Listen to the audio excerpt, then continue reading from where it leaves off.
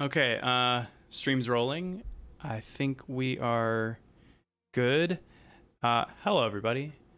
I'm Daniel, the DM, joined by Adam,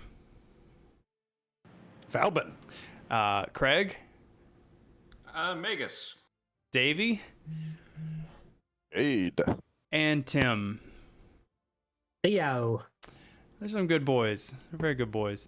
All right, well, we had a rip-roaring intense session last week, and if you want to know everything that happened, go watch the Odyssey Abridged, called Temple of the Oracle. Temple of the Oracle.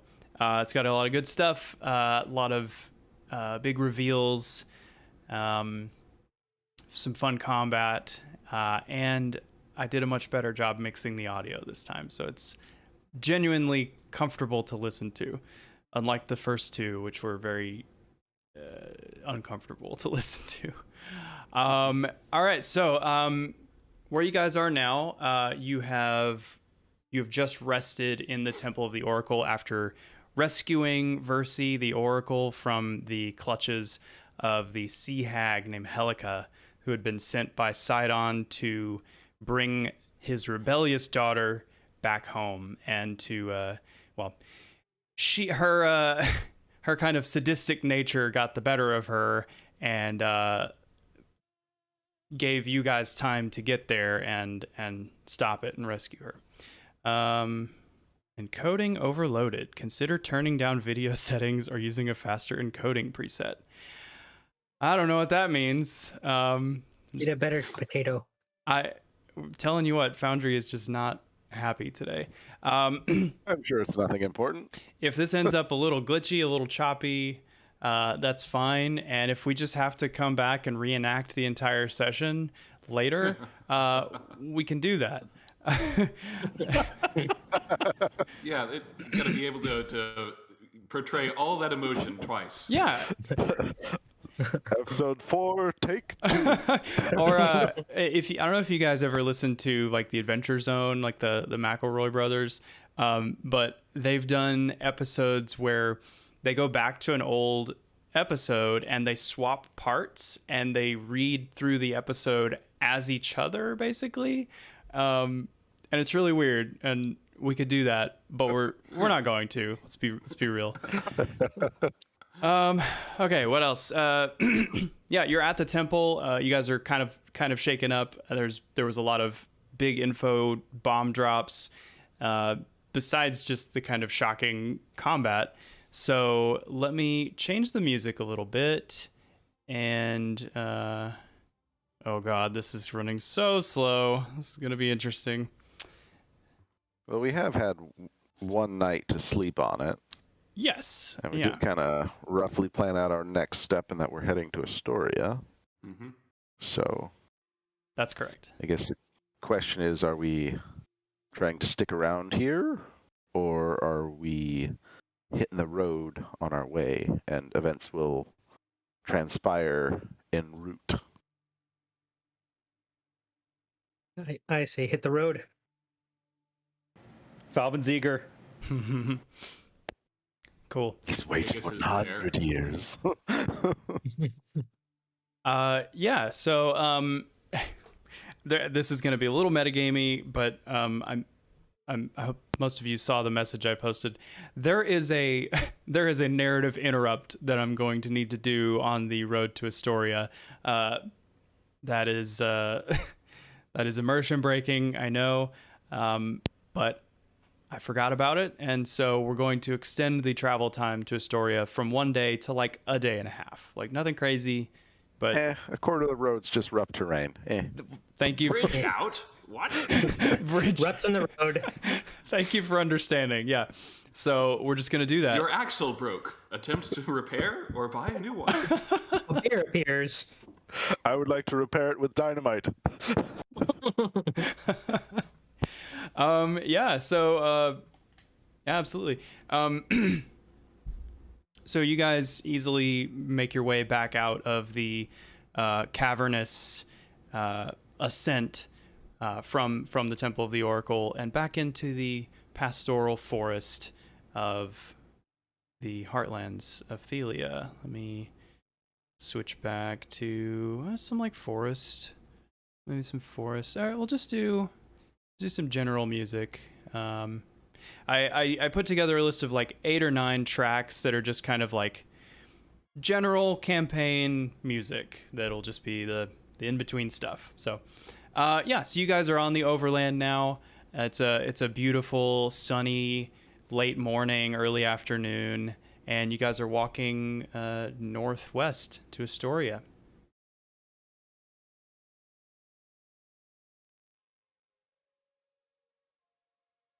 And we're walking. I mean, I know at least Shade would be somewhat distracted, at least for the beginning of the the trip. Just trying to wrestle with and digest everything we learned from the Oracle. Yeah. Yeah, you did learn a lot.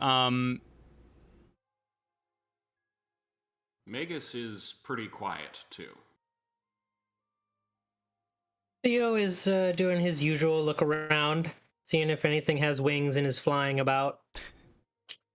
And just taking in nature and considering all of the things that he's heard and their implications therein. There is a fair amount of nature in this area. There are an adequate number of birds in this area. It's a good time here. Let's see. I assume Kyra's with us? Absolutely, she is. She Okay. is walking and riding. I mean, after I assume a decent amount of time of, maybe an hour or so of travel, of the party effectively being silent, Shade would kind of drop in next to Kyra and just be not really whispering, but kind of talking in low tones and ask, so, how reliable has the Oracle been in your experience? Oh, hey, Shade. Well, I've been around a while, and I would say that, especially when it really matters, she's been our best source of insight. As far as accuracy goes, I mean, you've already learned enough, I hope, in the last couple days about fate and its intricacies. What do you mean? Right. I mean, more of, from what she does see, does it always come to pass? Or is it always accurate? I know Magus asked the question about how long she knew about the boar and the other details about it, and she admitted she didn't know that it was going to be us to slay it. What else? Are there similar gaps in other parts of her vision? So, or at least have they been known to be? You are right in that what she does see comes to pass.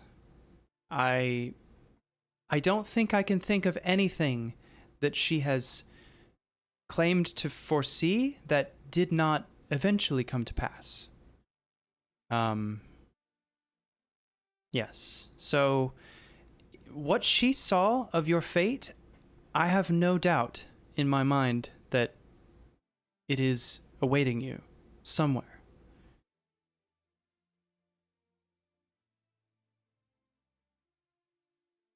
Interesting.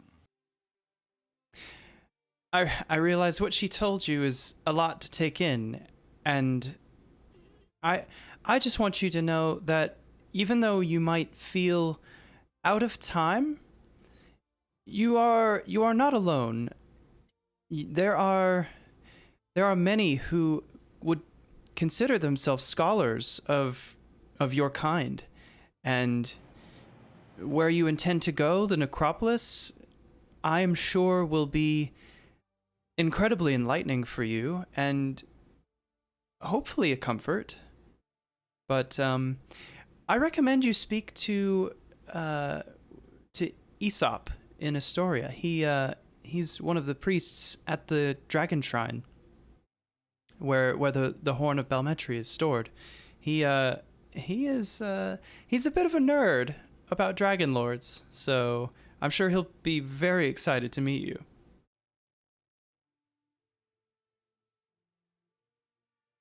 Good to know.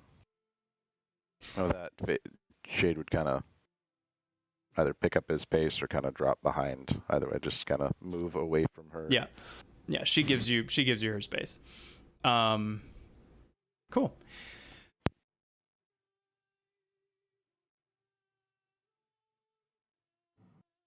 Falbin, what are you up to? I'm sure you've traveled this road before. Falbin's very focused and feels like he's just getting something out of the way to go learn more about his problem. Specifically, knowing that in the old woods there lies answers with Demetria, and that prior to going there, other things. So he's kind of like just hoofing it. Can you repeat He's ready to when get you to said Astoria. when you said prior to going there? I didn't hear what you said after. Prior to going to the old woods, he knows that there's other things that need to be done. Right. As we talked about last session. So he's just trying to get it done and get there. And so he's kind of hoofing it at speed. Sure. Like he's like you've been alive for over a century, and now like this part of your life, I'm sure, feels like a very small sliver of this just extremely long period of anxiousness and uncertainty. Yeah, okay. On the road to Astoria, Yeah. just from a geography standpoint, Mm-hmm. is there any like branching paths that would lead instead of to Astoria back to Mitros from the Temple of the Oracle? Not a main road. You would have to cut across country. Okay. Yeah. Because the road goes so close to the woods, it's kind of the closest, shortest route that just barely passes by it. Okay. Are you feeling a bit homesick? I'm assuming. Yeah, I might narrate that Magus like at some point that like picks up a rock and just kind of tosses in his hands and looks over to like where I assume Mitros to be. Yeah, to the south. And just tosses it into the woods in that direction. Oh, moody lad. No, he's got a lot going on. Let's see. Let's do a different music. And then I guess like narrating like time skip, like if when we like break for lunch, he's like very very moodily eating his rations. Sure. And, if it's around lunchtime, then Theo would send off Rue to see if he could find the fattest bird around. Sure. Can Rue roll a nature check? Is that or a survival check? Sorry. Can you narrate how you would ask Rue to find the fattest bird? Well, Rue and we understand each other. What was that roll again? It would be survival, which it looks right. Rue has a -1 to survival. Uh-oh. Survival. There it is. Oof. That's a 7. Well, it was worth a try. You hear a lot of scurrying and scrambling in the woods. There's a lot of twigs breaking. you see a squirrel like scurry across the trail in front of you, and out of the bushes, Rue kind of tumbles into the road and then like picks himself up and shakes off and goes back after the squirrel. He he eventually comes back with like a field mouse. Definitely not something that's going to be a satisfying lunch, but it's a kill, and he looks pleased. Good boy, Rue. Proud of you. At least you tried, right? Click clack or whatever he says. Yeah.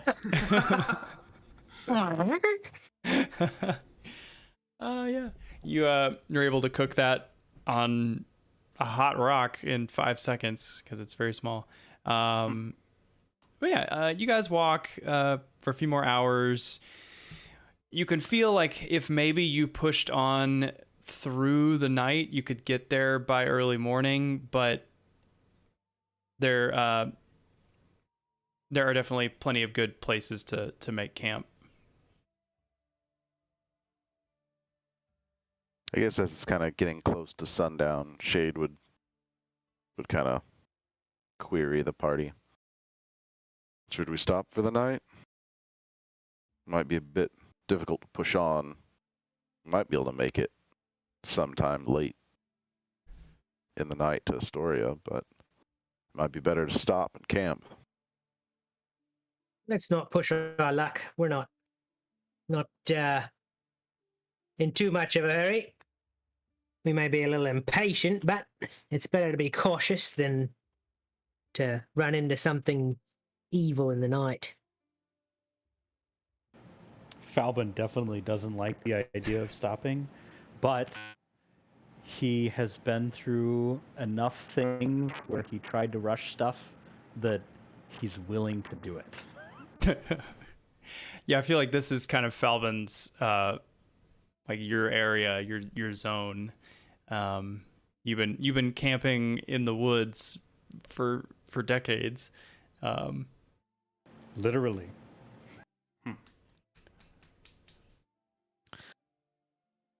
So do we need somebody to roll a survival check or something to find a good campsite? Yeah, sure. Whoever wants to do that. I am a strong survivor. Yeah, you're a woodsy lad. I feel as though I And should. go ahead and roll that at advantage, just because you guys are all keeping a good eye out. And Oh, good. At a plus.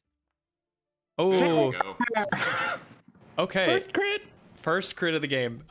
So you kind of go off the beaten path a little bit. You send Rue out ahead of you, and you come back and you let the group know that you found an area of old ruins, like some stone ruins that would be like a good shelter for the night.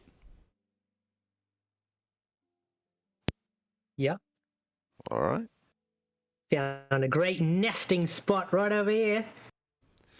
Cool. Let me see if I can load the map up. This is gonna be a test. I hope you boys rolled well. Nat 20, we should be sleeping on clouds. Yeah, no kidding. I mean, Load the map and roll initiative. depending on how humid it is, you're sleeping on clouds. Let's see. Okay. Hopefully this works. I'm gonna take you guys over to the map. Oh god, it's so slow and laggy. God. Ooh, crickets. It's working well for me, for whatever that Yeah. means. Okay. So I'm stuck out in the world. I'm in the map. you're stuck, Gray? Yeah, I cannot switch scenes until resources finish looting. Oh, okay. Yeah, it's just gotta finish loading for you. So Chunk. Your Potato citing thing. that it's a loaded potato, but at regular speed. Yeah, forgot the bacon. I don't know why it always makes Rue small again whenever you go into a new map. Because I like to make. I know technically Rue is, only like, a foot or like a couple feet wide, but he's hard to see on the map unless you make him bigger.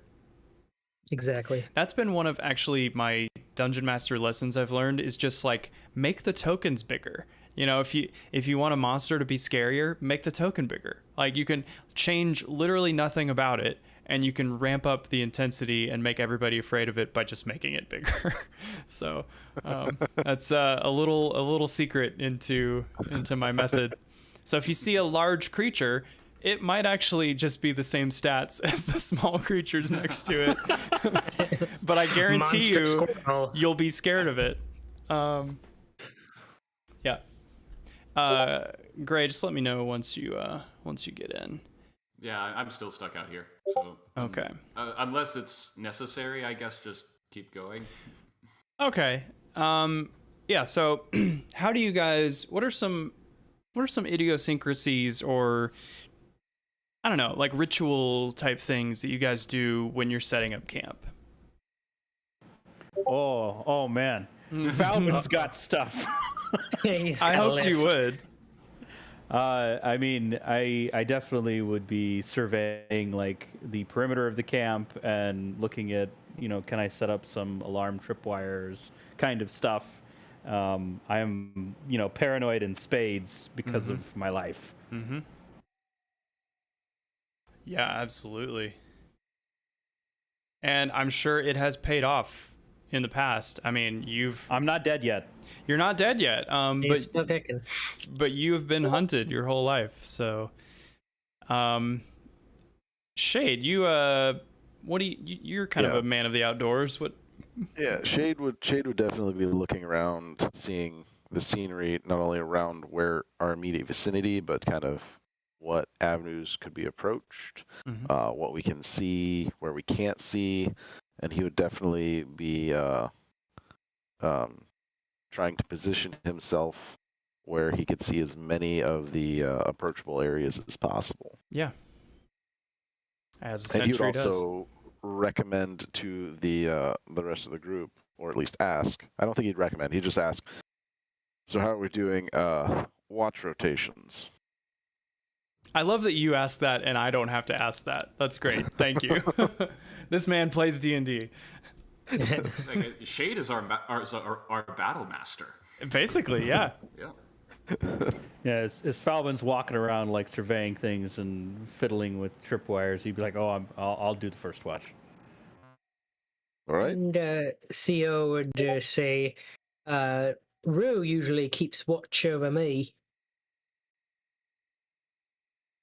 What does that look like? Does Rue like sit kind of perched near you and just like, Kind of perches up in the trees, flies around every now and then. Yeah. Doesn't need to sleep, so that's cool. He's always looking out for me, and part of my nightly routine is to take out my lute and play a calming song before bed. Oh, that's cool. Well, so isn't there a trait for your satyr racial feature where you can like pretty accurately recreate a song you've heard? I believe it's exactly recreate it. Any song. Exactly. That's amazing. Let me double. I may be making this up. That's I amaze myself sometimes. That's quite a talent. Let's see.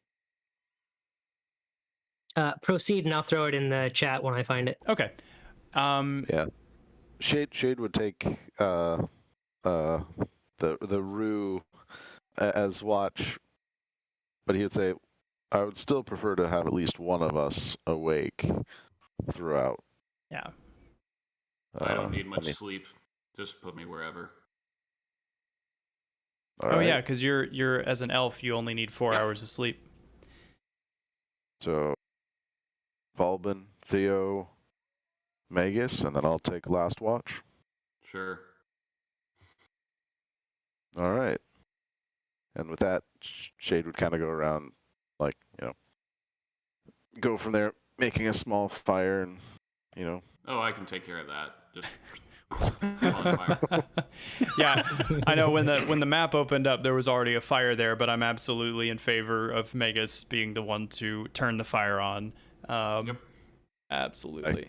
It's easier than I'm used to.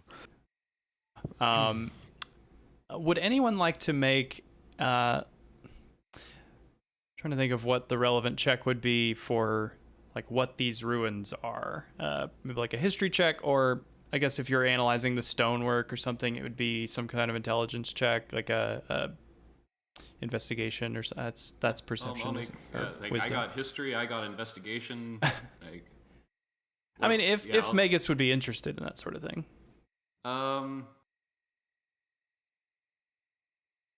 Probably not yet. Okay.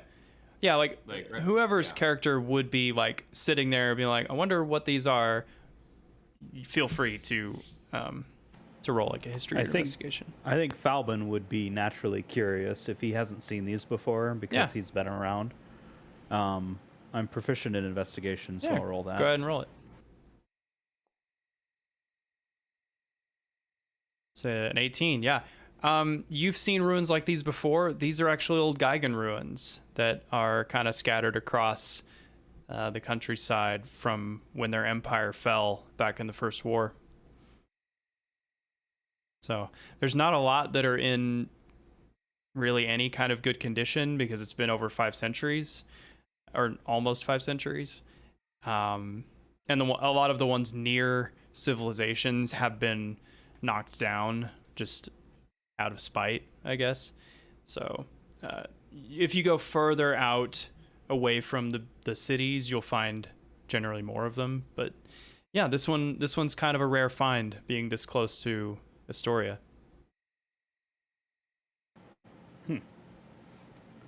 That's interesting. Yeah. Cool. I made you ask, so. I reloaded the page and now I'm in the map. Oh, you're in the map. Okay, so you can see what's going on. All right, so we've got our watches set. And the night proceeds. So Falbin, like everybody else, is going. Well, I guess Magus. I guess that'd be the question of what's everybody doing? Is everybody like eating rations and kind of settling down for the night and stuff? Yeah. Magus is a city boy, so he doesn't have much country experience or ritual. He basically just lights the fire, maybe gets a snack, and then just goes into a corner and just settles down to begin his trance. What's your trance look like? Before he really gets into his trance, Shade would kind of try and catch him and just say, Magus, if you want to talk about anything that we learned from the Oracle, just let us know. I know it was a lot for all of us. I'm fine, okay? If you say so. Shade just kind of paused for a second to see if Magus would reply, then kind of back off to the other side of the fire, but still watch him.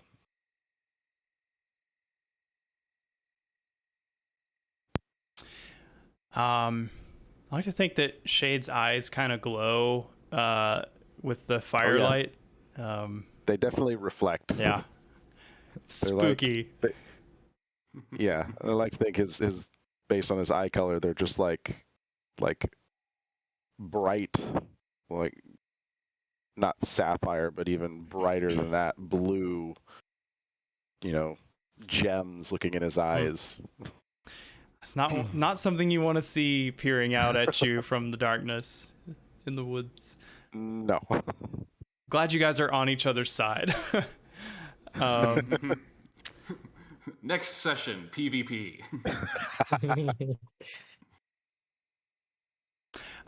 Yeah, so okay, so Magus, you go into your trance, and during that conversation, like he didn't look away from Shade, like he didn't end the conversation. He just kept eye contact with Shade until he went back to the other side of the fire. Yeah. Awkward. That's how big cats attack you. Yeah, don't turn your back. All right, so Kyra and Theo and Shade and Magus, you guys start to rest. Falbin, you're up. Are you kind of like patrolling, or do you kind of stay in one spot? What do you do? I would probably be patrolling the perimeter. It's kind of a strange position for Falbin to be in because for so long he's never been a part of a group, and so it's kind of odd for him to be a protector, and he feels I don't know if the word is compelled, but he wants to do it well. Mm-hmm. He wants to protect these people, and so he's definitely taking a much more active role than others might. Yeah, I like that. I like that you've like found something that you want to preserve, and you're putting the effort in. So you're being very vigilant. You've had a lot of rest in the last day, and your energy is up. You feel like you could stay up all night if you wanted to, but you find yourself nodding off. And as you kind of round a corner, you kind of slump up against one of the stone walls, and you are so tired. And maybe just a little sleep, just 5 minutes. That's all you need. That would be great. And before you can even really consider it, you have fully slumped to the ground and are asleep. Oh no. Oh no. Uh-huh. If it helps, Magus will wake up in 4 hours. Okay, well, that'll be great in 4 hours. Well, I guess did he have an idea of how long it took before he finally just slumped off? Maybe, or is that like maybe 10 minutes, 15 minutes. Oh man. Okay. So hard to find good help. you guys are all asleep. It's all on you, Rue. It's all on you. Come on, Rue. You guys don't know about Rue. You're not aware of each other. You're just all asleep. Mm. And as you rest, your mind stirs, and a woman's voice suddenly emanates from the darkness around you. So, your great quest begins. Off to become heroes, are you? Mortals are so very proud. A purple light shines in the dark, illuminating the sad and pathetic figure of an old man who's been hogtied to a stake. Look at this one. He's falling to pieces. Joints stiff, skin slack, teeth gone. The life is practically dripping out of him. Inky black shadows fall across the old man. He flinches and squirms. He panics as something. Are we able to do anything? No, or are we you're just stuck observing. listening? He Like we can't move, fight, struggle. seems like you're in a dream. Okay. He flinches and squirms, panicking as something draws closer, something that you cannot see. Yes, his sad mortal life is leaking away, but I wonder what will happen to his soul. The old man, he thrashes against his restraint, screaming into his gag as a blade descends. And then, on the edge of your dream's horizon, the sun rises.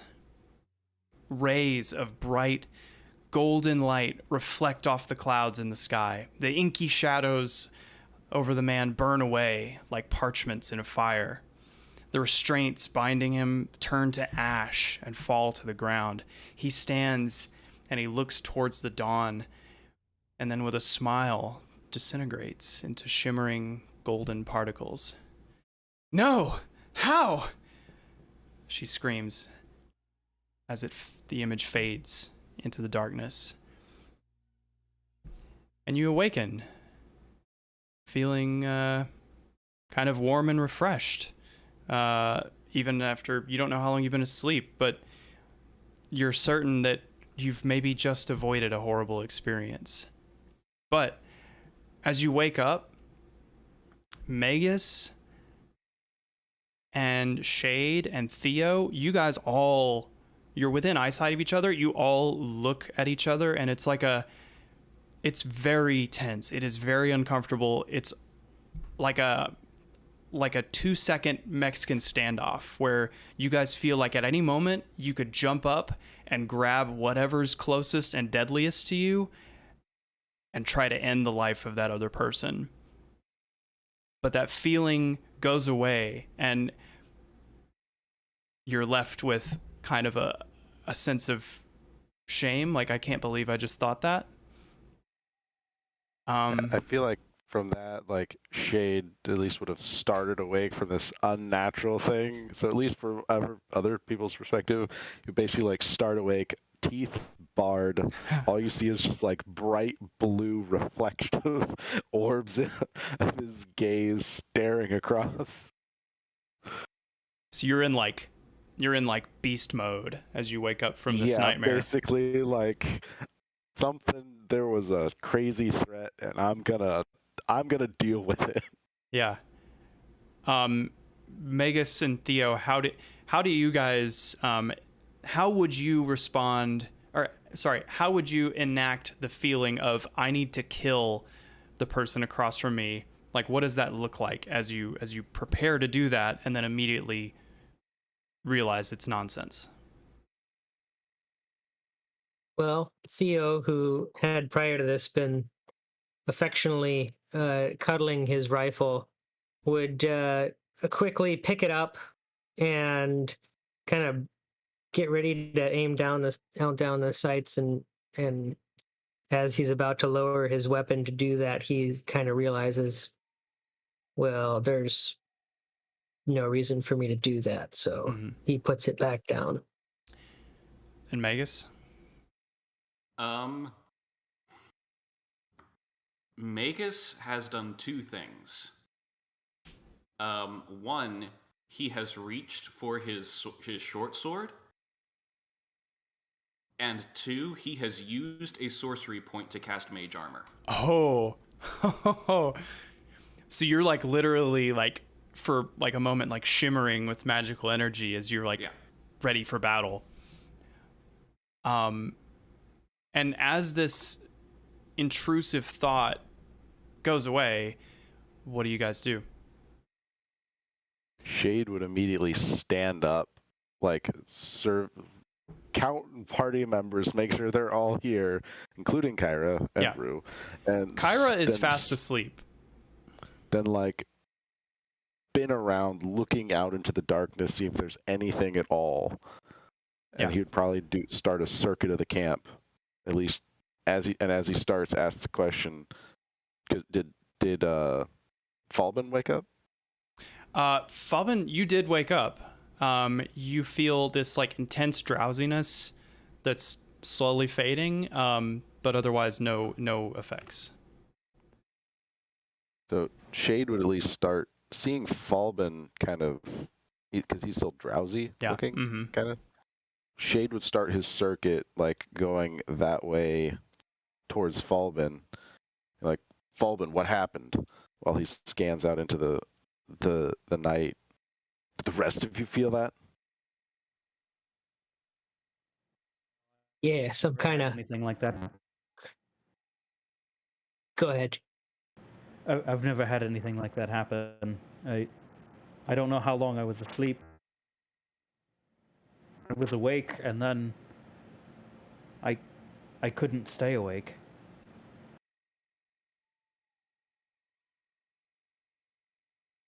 It was the same for me. Felt like someone was speaking to me in my dreams.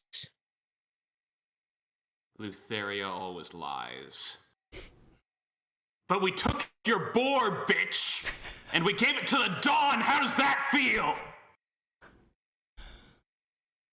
Jade at least like at this vehement outburst from Magus, you just kind of like look over at him. Yes. That what that was? For that, he was just Nefaria? shouting into the sky. Yeah, basically. that's what I was picturing. You just like aiming that up, your voice kind of following the smoke trail up into the stars.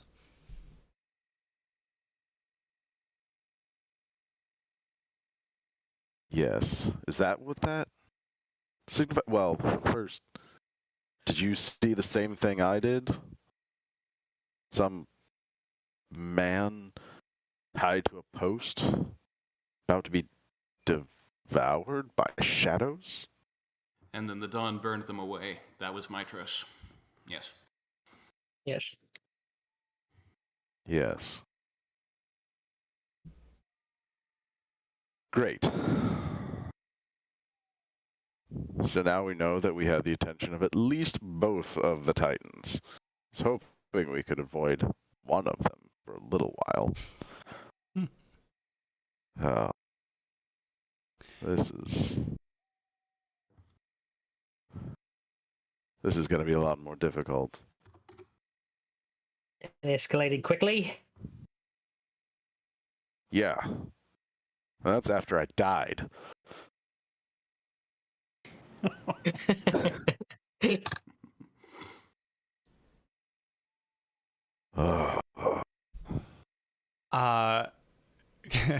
Kyra wakes up and goes, "Oh, what's up? What's going on? We Mortal stuff you wouldn't understand. Oh, I see." She goes back to sleep. The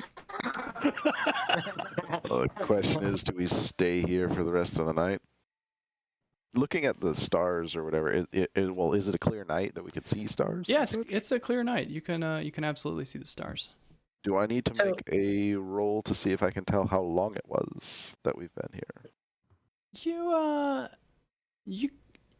Yeah, if you're basing it off the stars, I'd say that would be either a nature or survival, whichever you prefer. I will try survival. Well, I guess yeah. Oof. What's that, a 10?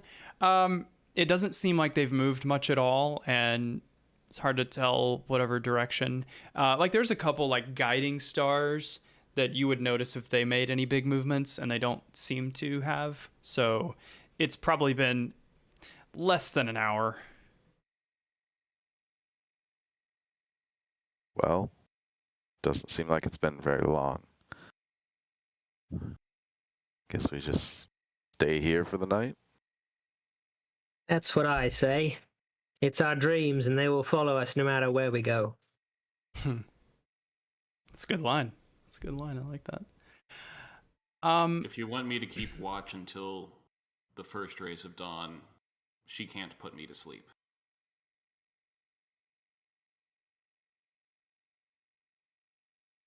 But I will need to get a rest in at some point.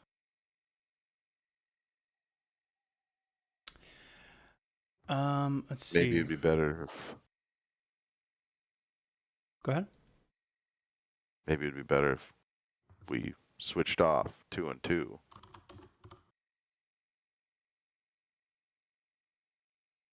All right. I can stand watch. Magus, you can get some sleep since you don't need much.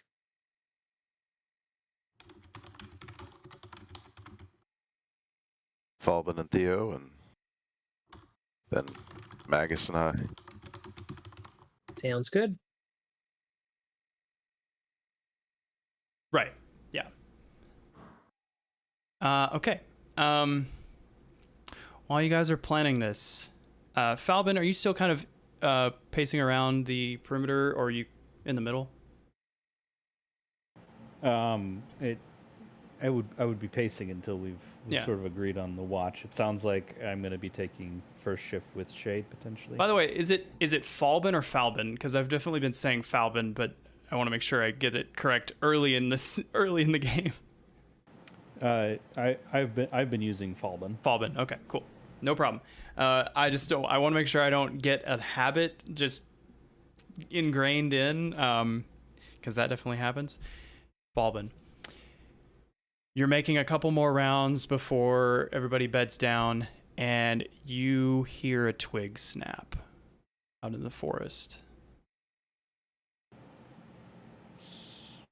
So, I mean, I'm on edge. Mm-hmm. I'm alert, and I've got dark vision. I would definitely be investigating that. Yeah, where are you investigating? Where did the sound come from? Can I perceive that? Go ahead and make a perception check.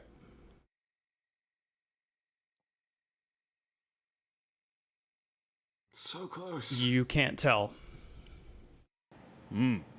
Well, since Shade and I are doing this watch together, I would whisper to Shade as quietly as I could, but have him hear that I'm gonna investigate a sound I heard over here. All right. Or Shade would basically just nod and ready his glaive Okay. and watch the other direction. Sweet. And move over this way.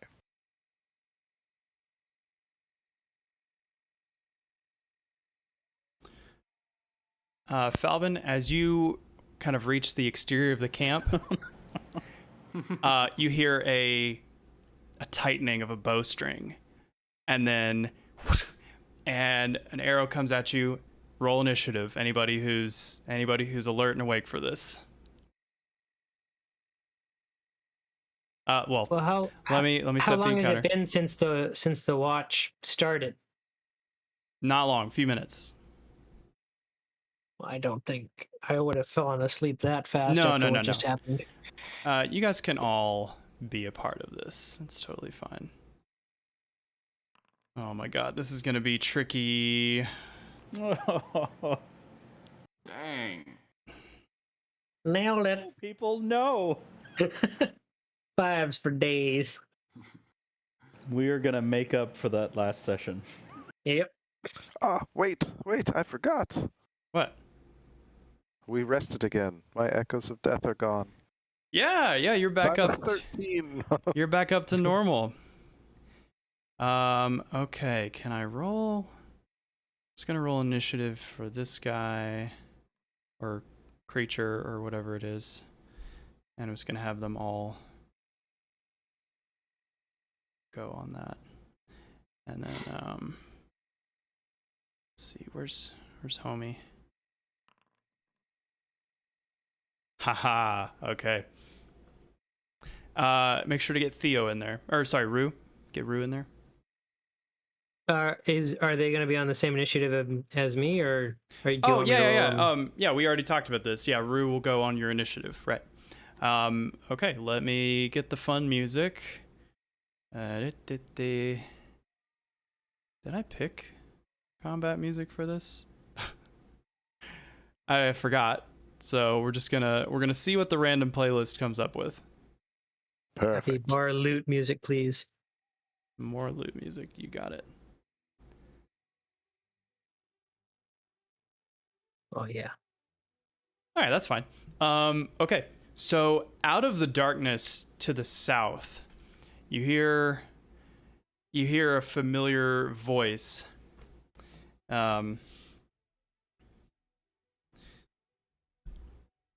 That says,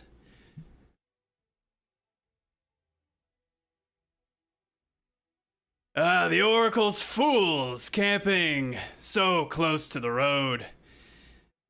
Sidon knows where you are. Unfortunately, the Oath of Peace bars Sidon from ordering us to harm you, but not to worry. I'm under no orders. This is simply a matter of honor. And it is Breaka. Voice that you hear. Yeah. We get to kill you. Am I happy to see you? Y'all know I got you. Y'all know I couldn't let him just walk away when you were so pissed at him. Oh Shit. That's a lot of gang. Okay, so Boys. Shade, you see some sort of swirling magic in a radius around Breaka, and let's see. As he walks in, and he has Spirit Guardians cast. Oh. Yep. Great. Yep. And then he is going to. He's going to cast Guiding Bolt at Shade.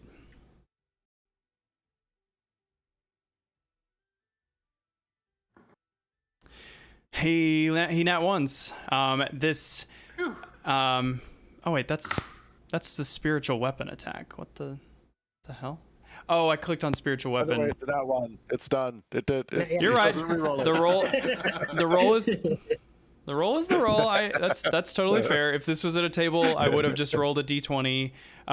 So even with the real roll, he rolled a 13, which misses. So this flash of light streaks towards you, screams over your shoulder, and impacts on a wall. It seems like this would have done a lot of damage had it hit you. And this is like not holy damage, but like some sort of, this is godlike power basically.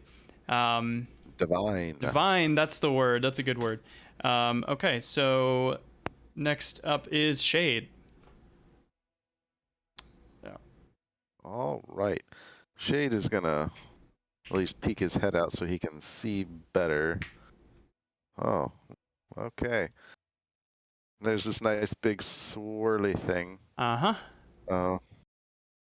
Pick the right time to use crazy effects when Foundry is shit in the bed. Well, but it's like wisps of lightning. It seems like radiant lightning flying around him. Well, just go kill him. Just go. That's I mean, don't get me wrong. That's what Shade's thinking about. So you know what? He's gonna do it. You're gonna wade into the Spirit Guardians? Yeah, he is. I'm assuming this isn't something that Shade's actually ever seen before. Probably not. I mean, it looks dangerous. It is your call. Question. Yeah. What form do the Spirit Guardians take? It's like wisps of lightning, like a hurricane of lightning. Of course it is. Well, I guess Magus is awake enough, right? So oh yeah, you guys are all awake. Shade would be like, "How bad is that, Magus?" It hurts you if you're in close to him. Crap. With that, let's see here. You know what? Sure, why not? I can do that.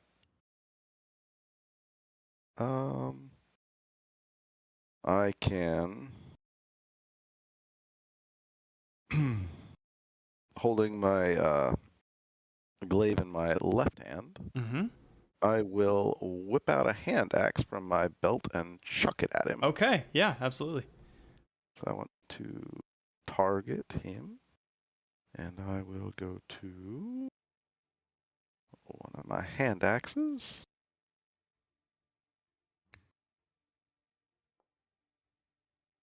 So, ranged attack. Yeah. So Shade, you're standing just feet away from this swirling like mini cyclone of divine whoop ass, and you just decide it's not Glaven time for once in your life. Pull out your hand axe and just hurl it end over end, and it connects, doing 6 slashing damage to him. Okay, anything else? Oh, he's gonna roll concentration. Yes. Thank you, Foundry. He gets an 8. It drops. Woo! Oh my god. Oh. So that drops like immediately? Yeah. He's not. He's So not. I still have my movement? Yeah. Oh my god. Yes, dude. So I will move here. So and like, I will hold on. Can ready I my- just like, because this is so awesome. So there's this swirling cyclone of radiant lightning. You just fucking glaive. Pull out your hand axe, hurl it. It kind of picks up static as it passes through the field, and then just hits him in the arm, and there's just like a burst of static and kind of like a, and then the effect goes, and then he just sees you staring daggers at him, and you rush in. Amazing. Yeah, and actually, I didn't expect that. I'm trying to decide if I want to stay. Yep, I'll just go for it. I will get right in his face. Okay. And I will ready my stance. All right. He's not getting away from you. Not if I can help it. Okay. Anything else? No, I think that would be all. Actually, you know what? No, you know what? Screw it. Action surge. Yeah, dude. You're about to take a long rest anyway. Do it. Have fun with it. I will use my action surge, and I will. It is, in fact, glaving time. he's like about to have his men attack, and then he sees you just kind of shake your head no at him and pull your glaive out, and that's a 21 to hit for a massive 11 slashing damage. You have completely caught him off guard. He is not looking good. Oh boy, he picked the wrong end of the camp to walk in on. Oh. And now I'm backlit by the fire, and any light he has from his thing is just reflecting in my eyes. So good. So good. Okay. The soldiers are going to go now, and I'm just going to have them all go. So this is going to be a lot of attacks, so just bear with me. Okay. The guy to his left is going to short sword you.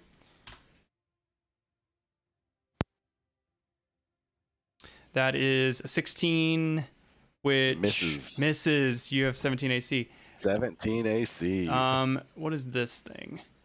Let's see. Okay, and then For the briefest of moment, my eyes flick to him as he tries to swing a short sword, and he falters just enough to miss. Yeah, he's gonna react and try to push you with his shield, and he does hit. I'm going to need you to make a strength saving throw. You probably got it. DC is 10. Oh, let's see. There's always a chance. Oh yeah, you easily. He pushes you and you just don't even budge. Like it's not like your feet kind of drag into the ground. You don't move an inch. And he looks terrified at you. The next soldier is going to also try to push you first. So let's see if he hits. He misses.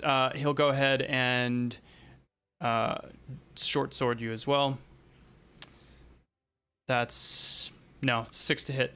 I'm just going to go clockwise. So 2 soldiers at the bottom are going to move in here. Magus, you're going to take 1 at you. Theo, you'll take 1 at you. This soldier is going to try to push you with a shield. That does hit. Magus, if you could roll a strength save. What did he roll? An 18. 8. Yeah, that does hit. Dang. So strength save? Strength save, and I'm going to roll 1 for Theo, too. Theo, he misses you with the shield. You handily beat the strength save. He's going to go ahead and try to slash you with his short sword anyway. That's a 14 to hit, which I believe you're fine, right? Correct, because I have mage armor. Hey, what does that bring your AC to? 16. 16. Theo, he misses you with his short sword. 2 more are going to come in.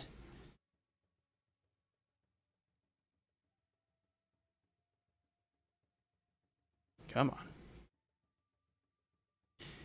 All right, Magus, you get 1 there. And Theo, you get 1 here. Yes, group up. You should always be nervous when the wizard says group up. They don't know what you can do. Okay, Magus, the guy runs around the corner, but he's unstable. Actually, this guy, Theo, is not going to come all the way to you. He's just going to get line of sight of you over the fire, and he's going to fire a short bow at you. Hey. These guys are pathetic. That's a 7 to hit. All right, Falbin, you've got 2 guys near you. One of them is going to fire his bow at you, which is what started the encounter, but we roll initiative, and that's how it works. He rolls, a 10. The other guy runs up to you, shield out, and is going to try to push you over. Come on. I'll try to make my turn last less than 15 minutes. 14, that doesn't quite hit you, right? It misses. Okay. He'll swing at you with a short sword. God, an 8. These guys cannot they cannot hit you. Stormtroopers. They're mobs. I mean, They're mobs, yeah. I'm not throwing you the galaxy's finest. Okay, over to Falbin. I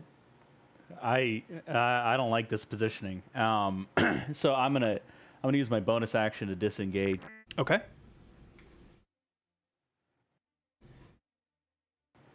I'm a little bit unsure how movement will work here because it looks like I can take like 10 feet through the wall. That's but fine. I'm not sure if that's Like valid. it's okay. fine. I put walls there, so I'm not sure why it's not blocking you, but it's fine. Remember, you can use like spacebar to kind of plot out waypoints. Ah, yeah. Go stab Kyra. Yeah, I mean that's probably what I'm gonna do in the midst of combat. Biggest threat. Everybody's distracted. Wake up, Kyra! I mean, those other guys are just soldiers. They're just grunts. This is a goddess right here. You know, who knows what kind of damage she could do. I actually have no line of sight on Shade, which makes me a little nervous, but I've used my movement, and so what I'm going to do is beat the hell out of this guy that seems to be endangering Theo here. Okay. With a rebound dagger. Trusty, not rusty.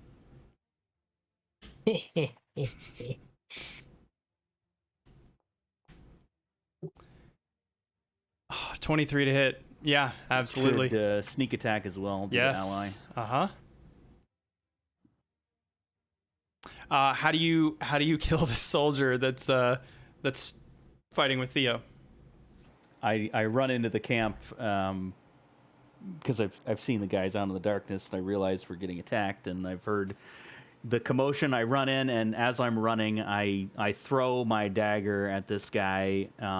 It gets him right in the throat, and as he clutches at it, it dislodges from his throat and flies back to my hand. Oh, love it. Just kind of like a pinwheel of blood as it flies back to your hand through the air, and you catch it. Do I have a message? Oh, never mind. Okay. Anything else? Yeah, I'm done. Okay, Magus, you have guys on either side of you. Yeah. So what I'm going to do, I'm imagining like because they missed as a result of my mage armor, like I'm picturing like both of them like have their swords out, and I'm just like holding up one arm, and it's just magical force energy that's stopped them in midair. Oh, yeah. And I glare at both of them. And then I turn my gaze to Breaka. Uh-huh. You can't see him. I do think I have line of sight, actually. Do you? I can see his token. Oh, okay. Yeah. It's like in between some of the breaks in the rubble. Sure. And I shout out to him, "You want to know what the Oracle told me? She said I'm gonna kill your god, you fucker!" And I am going to cast Catapult at Breaka. I'm completely disregarding the guys next to me. Okay. I love that the music kind of kicked up in intensity right as you said that. And I'm also going to use my last inspiration to impose disadvantage on his roll. All right.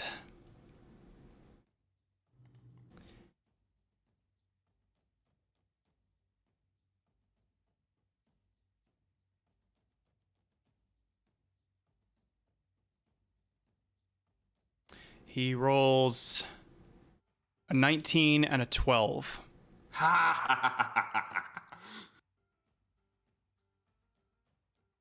right, so what's the... I am going to use Empower Spell and re-roll the 1 and the 2. Okay. And let's see. So that was 2d8.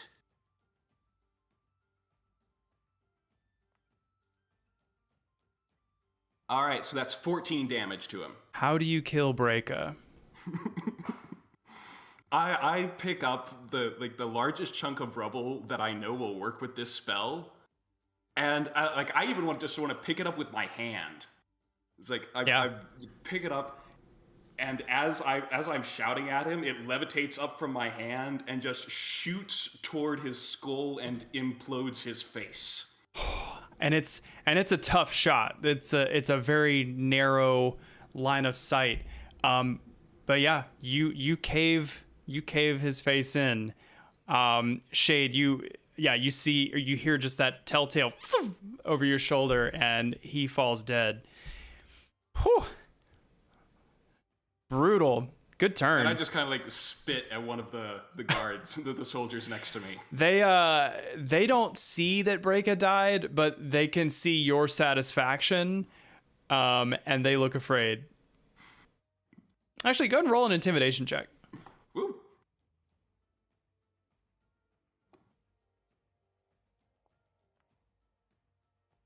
That's a 23. They both turn and run. I'm going to use my reaction to like stab one of them. Okay, which one? The first one to turn and run. Okay, cool. So the guy down here, go ahead.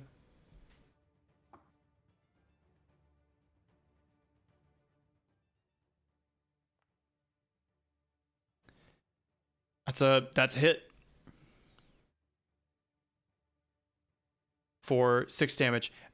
You catch him. He goes, ah, and he keeps running. Oh, no, I'm sorry. And he's booking it into the woods. That's my turn. Okay, cool. Wow, Theo, the guy you were fighting with just got a knife in the throat.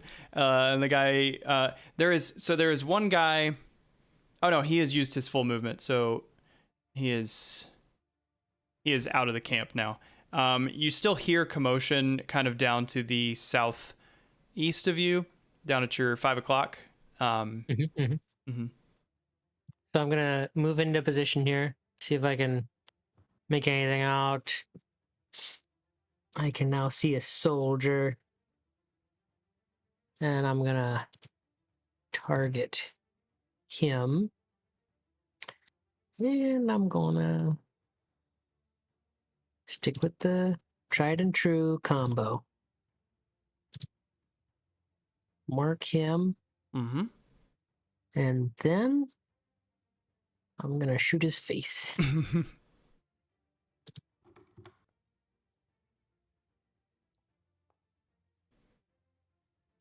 That's a 21 to hit. You insta-kill this guy in the face. Much like Breaka.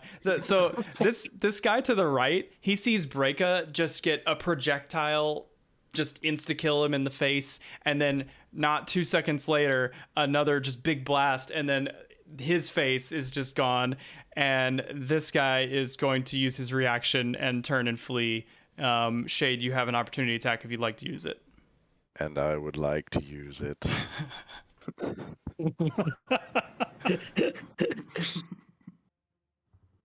Oh, wait. This guy.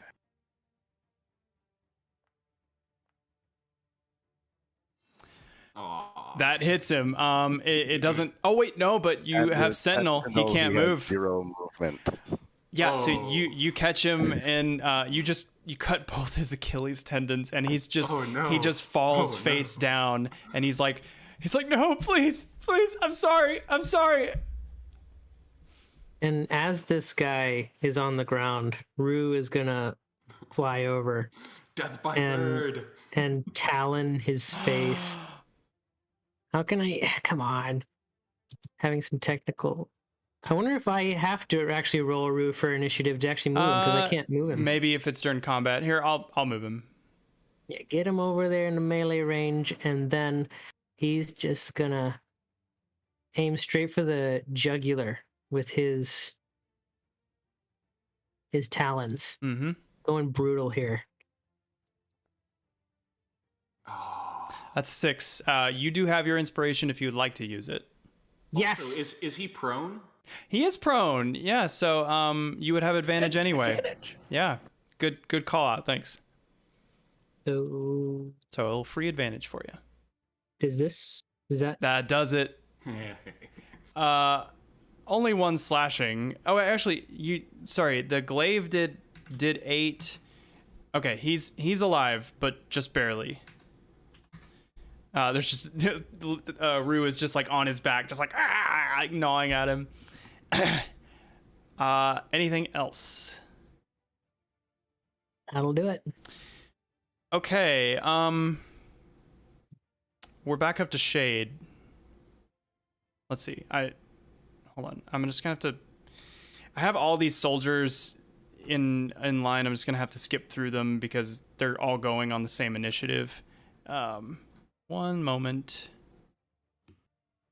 Oh, went too far. Back to Shade. One more. Shade. There we go. Okay, you have a soldier on the ground, right. face down. Yeah. I don't see any other. Oh wait, no, I see. A guy There's one archer here, and he is like, he is not sure what to do. He is rethinking his life choices. Yes, he is. I mean, Shade, seeing that Rue essentially has this guy in hand, Mhm. He's gonna go after the more larger threat and Okay. take a step over here. This soldier on the ground could get an opportunity attack on you, but he wouldn't dare. he knows he'd rather take a bird than you. And I will glaive at this guy. Okay.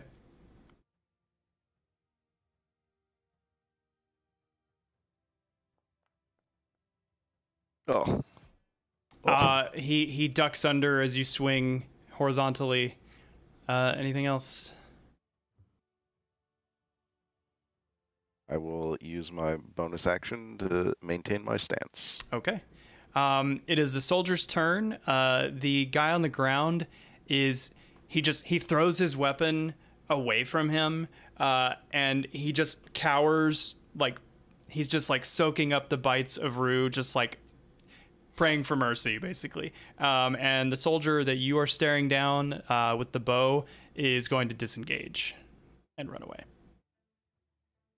I believe with Sentinel, I still get an attack of opportunity Even with on a disengage? that. I'm double checking.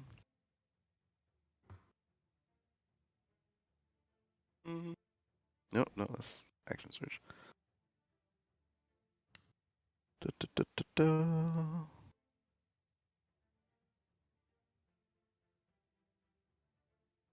Creatures provoke opportunity attacks from you even if they take the disengage action. Wow. Okay, that's Yes. that's ridiculous. Okay, yeah, he thinks he has like the timing edge to get away from you because like you're not even 5 feet away from him yet. You're still 10 feet away, and he's like he confidently turns to go run, make your attack, and that's a hit, bringing him to 1 HP. And 0 movement. And 0 movement. Wow. Do we have any other soldiers left? No, everybody else. They're the ones running away from me. Yeah, they're going to keep running. They're going to use their dash. And Okay, good for them. Good for them. Yep. Okay, yeah. They're out of town. And they think they are. I'm really wondering what you mean by that. Well, Firebolt has a range of 120 feet. Okay, yeah. I mean, you'll probably you probably have. Trying to think, if they're in the dark, like the full, like I know you have dark vision, Right. but Yeah, Why don't I know the ruling on that? Like if you're making you can do that on my turn. If you're making a ranged attack in the dark with dark vision, because I know that dark vision, even if you have dark vision, if it's totally dark, you have disadvantage on perception checks. So I don't know. I might rule it that you would have disadvantage, and then we'll just check it later. Yeah. So Falbin, your turn. And Magus, if you want to like look that up while Falbin's going, that's fine. Sure. I guess I can't really perceive anything. I've heard a bunch of commotion down below, and I've heard the pathetic screaming of guards that are clearly losing. Yeah.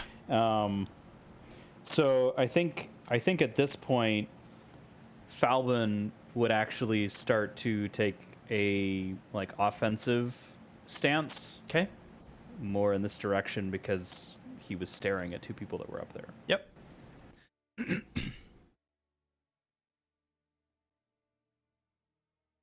And none of them got a single hit on you.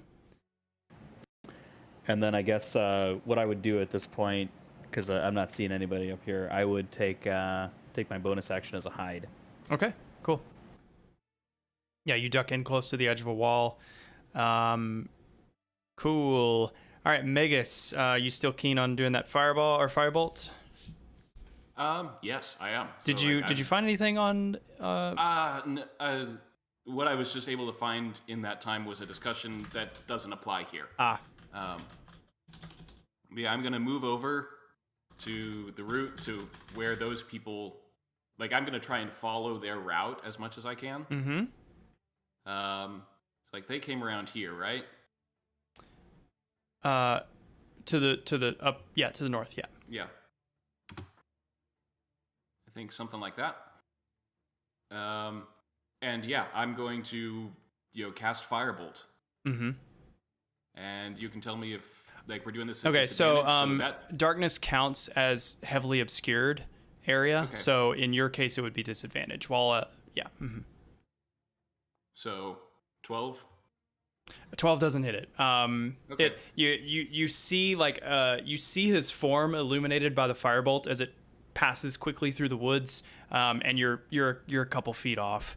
Okay. And he's just running. Yep. Running for the hills. Okay, Theo. You and Rue have this guy down on the ground. He is just like begging for his life. I'm gonna go over to the side and kind of look around, see if I can see anyone else. You can hear commotion behind this wall. And I'll kind of go over there and see. I know it's probably really dark. I'm having a hard time.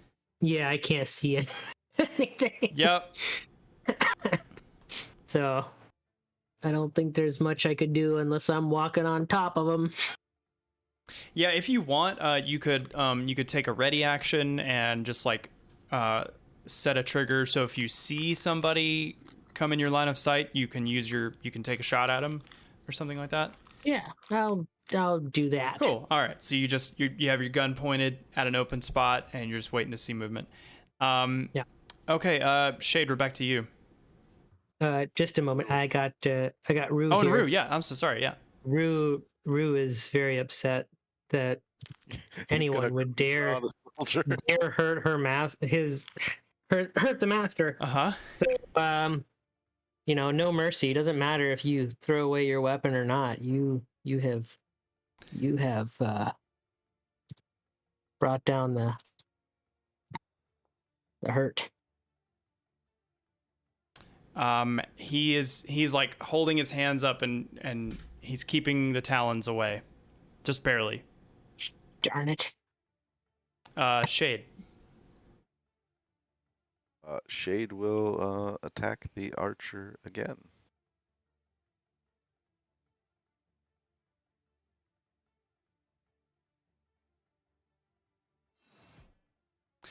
Yeah. How do you kill this guy?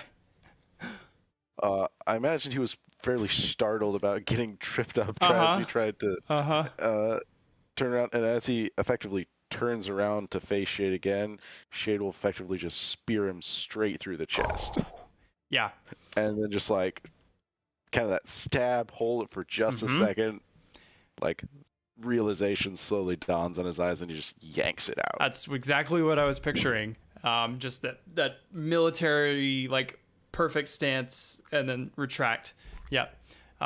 He goes down and there's just the guy behind you on the ground with 1 HP. That's all that's left. And, well, I think that's all I have the actions to do, so I will kind of take one step over, just still keeping that guy in range to look around and see if I see anybody else on the other side of the wall. Yeah. And just kind of keep threatening that guy in case he tries to get up and run. Yeah, nothing moving. Falbin, you've stopped hearing movement. It seems like the footsteps that you were hearing running off in the distance have kept going, and you're no longer hearing anything. I'd start. Sorry, you what? I'd start returning to the Okay, camp. yeah. Mm-hmm.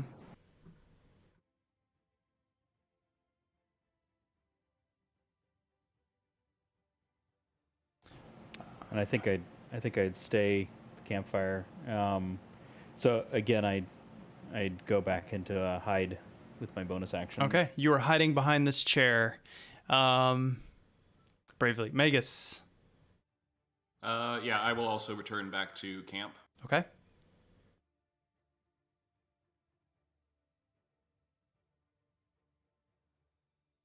And yeah, maybe it's just over here. Okay. Theo and Rue. I'm gonna help Rue out here. It's taking him some time. And well, he sees you walk around the corner, and he's holding Rue off of him, going, no, and then he sees you just like raise up to your shoulder, and he like rolls, and like the bullet like impacts the dirt where he was laying. It's like, stop, this guy's a stop, ninja. stop, please, I'll do anything you want. Just die already. No, anything but that. Please, I'll help you. Please. Rue. Yeah, like, are we going to kill a guy unarmed pleading for mercy? Yes. You don't come into this house, try to kill this party. And he still has Rue, his wings outstretched, God. and the talons are just going at his face. It's like, somebody nicer, come over here. Oh my God. do you want the lion? Just die. No. And it is his turn. He's gonna disengage. I know he's still in range of you, Shade, so if you want, you have the opportunity attack him. I'll say his movement is halved because I did narrate that his Achilles tendons were cut. Can I shout out to him? Sure. Curse Sidon and pray to the gods. Okay, I will. Just I need more than 6 seconds. Hearing that, like, can I use like the back edge of my glaive in my attack to do either like non-lethal or just trip him? Absolutely. If you want to, not trying to do lethal damage right now. Yeah, absolutely. Just roll to hit. You have advantage. He's like crawling away.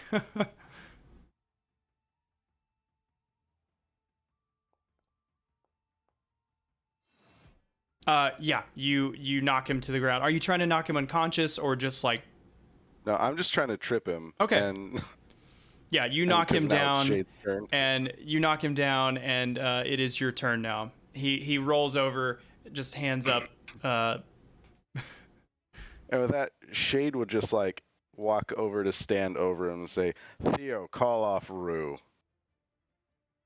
This one's actually kind of impressed me with his tenaciousness." Me too. All right, he does refuse to die. It must be the will of the gods at this point. Oh, call Rue off. Come here, Rue. Shade would just kind of like push Rue off and just like grab him by the arms and start dragging him back towards the campfire. Yeah, absolutely. He is in no condition to walk, so you drag him back in. He just says, thank you. I'm sorry, everybody. I think it's best if you just be quiet for now while we decide what we will do with you. He nods like 100 times in 3 seconds.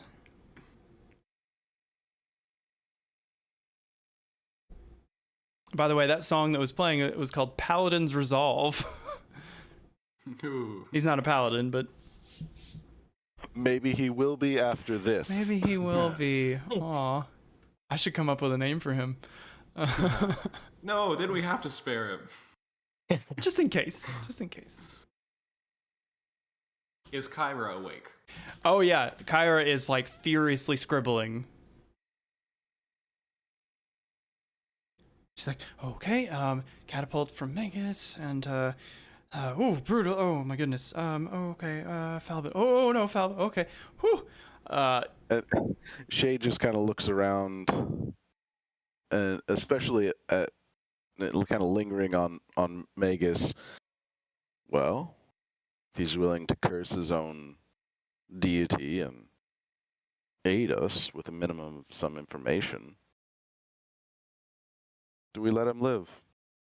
Well, I'll admit. I know what my first question is. Those bodies back at the Temple of the Oracle. How many of them begged for mercy? Answer. This is me thinking as the DM.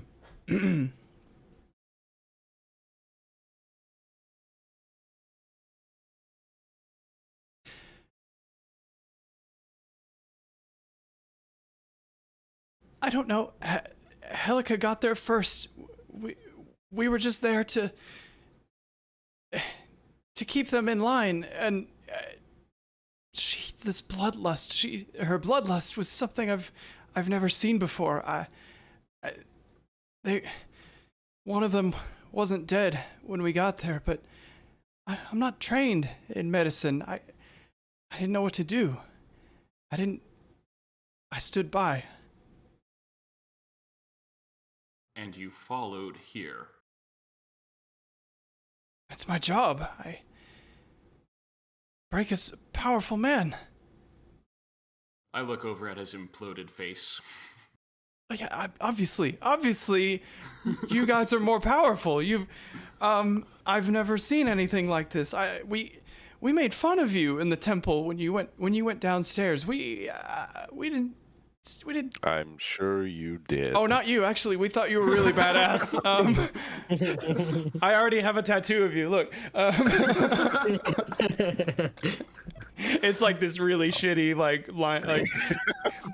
crayon tattoo. It's like smiley face with like little cat ears. It's like it's like that bad taxidermy. Yes, that's what I was gonna say. The bad taxidermy. Yeah, he's like, we did it quick. Shade would just kind of look around. It's like, well, I at least can understand you're a soldier doing your duty, however misguided it may be. So, I, for one, looking at the rest of the party, I'm impressed with his tenaciousness and his will to live. Assuming he renounces any allegiance to the Titans and is willing to divulge any information he can that might aid us, I vote to let him live. Every person deserves at least one second chance if they're willing to repent. I Some good dialogue. will only allow him to live if he swears that he will do not but good from this day on. What are you rolling there? That's a lot of die. What are you doing? You're making a mess on my virtual tabletop. I don't know what's happening. I didn't click anything. It's just rolling d6s out the ass. Well, we know what Falben's answer is. He is sneak attack. Leave it to the gods. This one says you live. This one says you die. Yeah. Does he have any iconography of Sidon on him? His shield has like a symbol of Sidon emblazoned on it. It doesn't look like he has any personal iconography. Okay. Yeah. He seems just like a conscript. I say, I agree with Theo, but I know from the debates in the academy, just swearing to do good can be relative and twisted. And I will walk up to him and take the shield from his hands. Mm-hmm. And I will say, I will show it to his face, and I say, spit on his face. Swear to never follow the Titans again, and cast it into the fire. Oh man.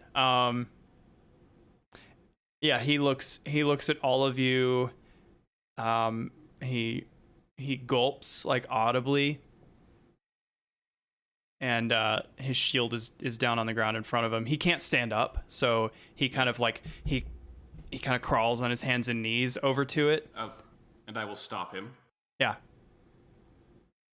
Do it because it's right, and not just because we're strong. That's a great die line. With honor. That's a great line.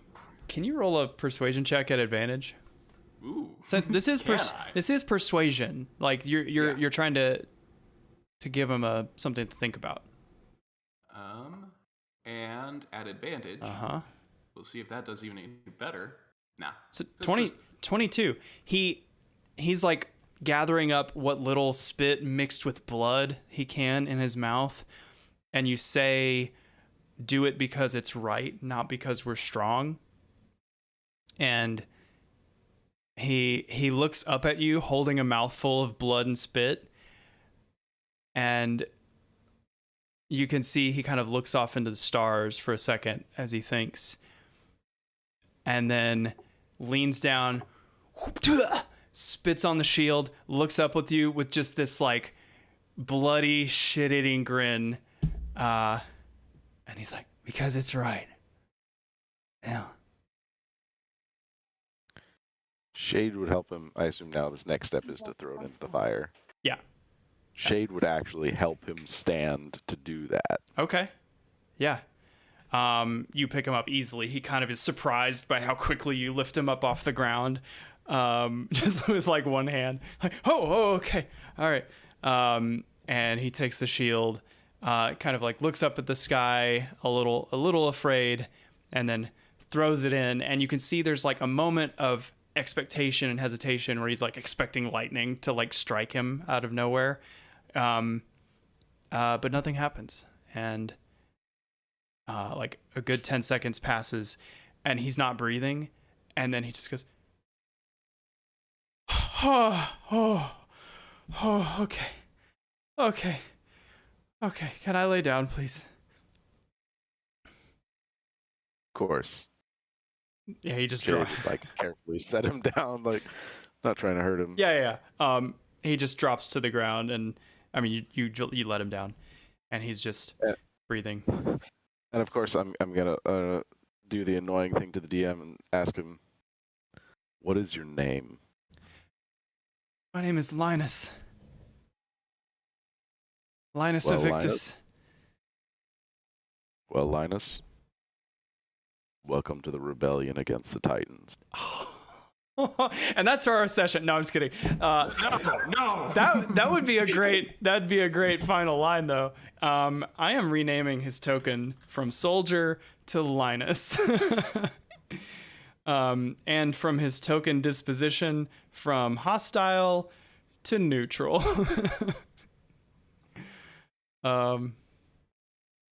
Cool. Yeah. He's laying there, and what do you do? Have I lost you guys? I can't. No, Oh. I'm here. Okay. Kyra is like, wow. Oh boy. Whew, this is good stuff. Shade, of course, looking around at the rest of the party, would say, "Well, is there anything you can tell us that would be of use? I assume you're a foot soldier, so might not necessarily be privy to all the higher level secrets and machinations that we would love to know. But what can you tell us?" Well, I'm based out of Astoria, like the rest of my squad. We've been there for about a year, maybe, stationed there. The city's not in good shape. They've been refusing their tribute to Sidon, and as such, a drought has befallen the city, and they're sticking to their guns. I'll give them that. I mean, guns? I don't know what a gun is. What would be In the crossbows. They're sticking to their crossbows? Yeah, I was like, wait, what's a old-fashioned way of saying sticking to their guns? Yeah, I'll give them that. They've got resolve. They've got spheres of annihilation. But it's not gonna. They're not gonna last long. I mean, actually, I wrote something down. I mean, people can survive on wine alone, and the vineyard produces plenty, but crops and livestock tend to prefer water, and when that's gone, soon so will the wine be. And Are you saying that Astoria is under siege? it's not technically, no. It's just a drought. Oh. Drought. From the last time Shade was at Astoria, which shouldn't have been very long ago. I forgot Did about he that. recall? I forgot. So Shade tends to kind of not go into the cities proper very much, right? In general. Okay, so like we'll just say that you just might not have noticed the signs having not gone into the city, and I mean your mercenary company is probably not the super talkative type to just like hail travelers and be like, hey, what's going on in Astoria? Or else they might have told you, the water is running out and blah, blah, blah. Yeah.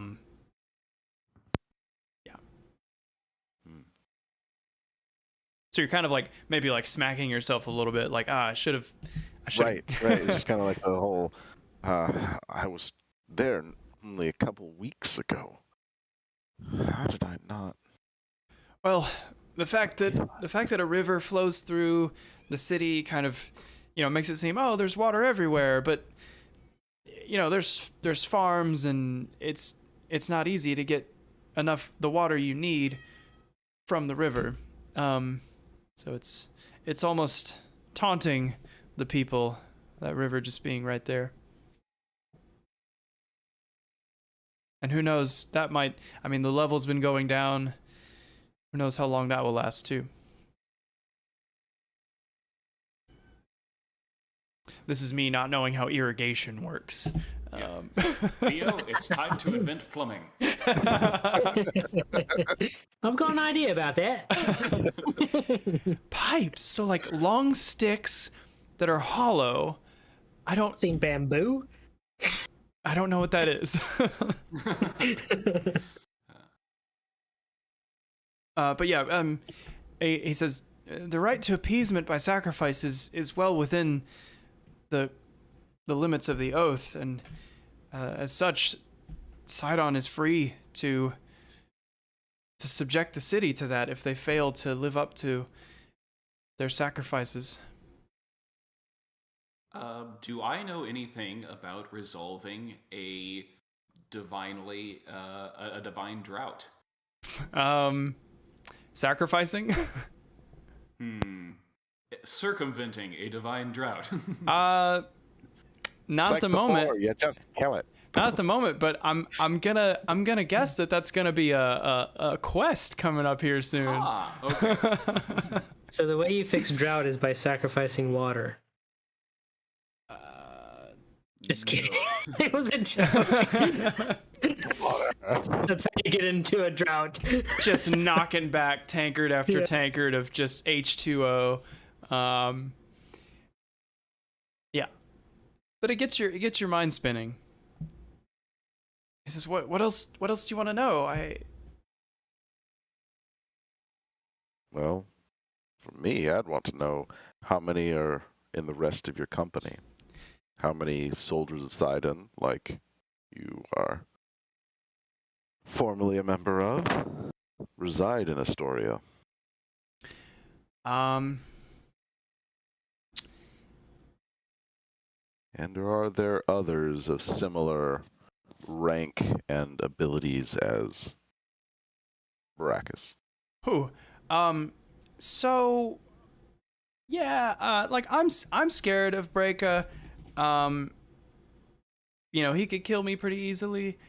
But Breaka's scared of our commander, Commander Gaius. Gaius. He travels back and forth. He's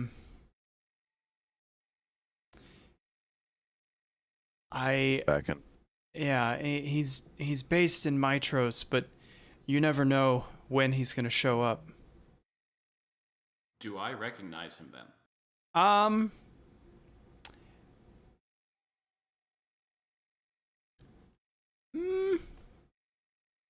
I don't know. Like he's just a man, and he's doing military things.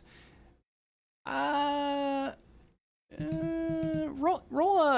just a d20. Roll a nat 20. Roll a nat 20. Roll a nat 20, and then you've seen him before.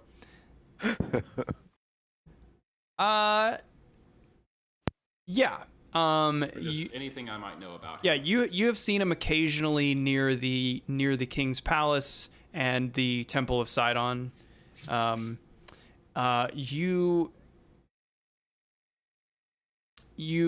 you've seen of him from afar, he is extremely grim-faced with just no sense of humor. And anytime you've seen him in the presence of underlings or like soldiers, they all seem incredibly frightened of him. Any knowledge about his kind of training? Like, is he like Shade or is he like me, sort of thing? You wouldn't know. Okay.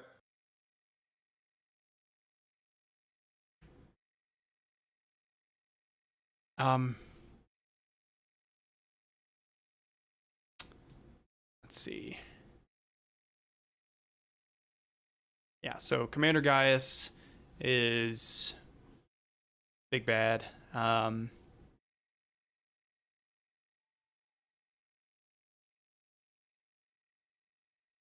He says, "Now you might have convinced me to spit on Sidon's image and curse him and turn away from that, but Gaius, he is the most zealous, passionate devotee to Sidon that I've ever heard. I've never met him, but the stories I've heard, he brooks no insult to the Titans. He will spare no punishment in what he considers heresy, and he makes examples of anyone who threatens Sidon's dominion." And yet Pythor is still king. Well, yeah, it's Pythor. He's a god. Yeah. Who's gonna kick him out? Exactly. Okay, I see what you're saying. Yeah. I thought you meant. I didn't know what you meant by that. No, guy. Shade would kind of look at the party and just say, "Well, it seems like maybe not immediately. I imagine our fates will intertwine with this of Commander Gaius." Yeah, the fates are fun like that, and I'm gonna go back to my corner. Linus kind of looks past you too. It says, "Hey, you're not. Are you the muse? That bard?" She kind of like kind of runs her fingers through her hair like, "That's me. They do call me the muse." He says, "Stay away from Commander Gaius. He has no sense of humor, and I've heard he crucifies bards just to shut them up. So I just be careful, my lady. Stay far away from him." At the mention of crucifying bards, like Magus looks back over and like the bonfire flares up to twice its height for a moment. Yeah. Cool. Well, he is doing what he can to hold the bleeding on his feet. At this point, Shade would turn to Theo and say, "Theo, you'll be able to keep him from losing any more." I'm not gonna use any spells on him, but I'll look him over and do some binding that I can do. He did come to kill us, so I think he should suffer a little. Yeah. I realize, but after this, we should be, true to our word. Do what we can for him. Yeah, you easily you wrap his ankles up, and he thanks you profusely, and he says, "I hate to ask a favor after tonight, but if I'm to abandon my post, I should probably get rid of this." And he just kind of gestures to his outfit. He's like, "I don't suppose any of you have a spare tunic that I can trade out. I guess I could walk buns to the breeze down the road." Shade kind of glances around and says, "Well, I in fact do, but it probably will be a bit big on you." Yeah, we'll say this guy is like maybe 5'9", maybe like 140 pounds, like, and you being 7'4", like 300 something pounds. I'll toss him my traveling tunic. Cool. Yeah, he says, I'll wait till I'm sure the bleeding stopped. But thank you. I don't deserve that. If you like, you can bind me while you rest. However you want to do that.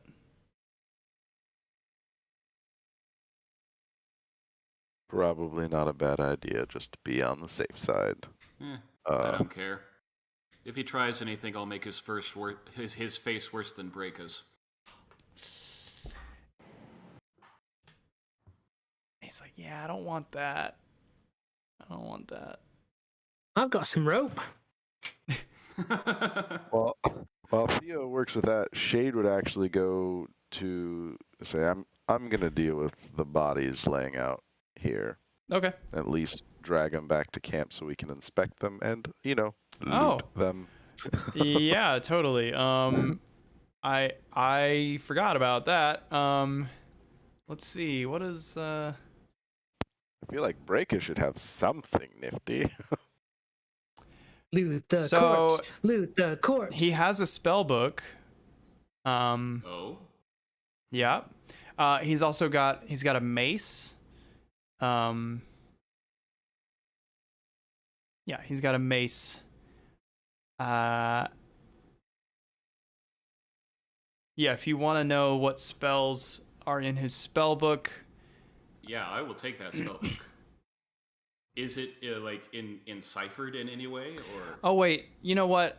He's not a wizard. What am sorry. It's just that Foundry just calls the spell page spell book. So Yeah. sorry, he is a wisdom caster. He's probably a cleric.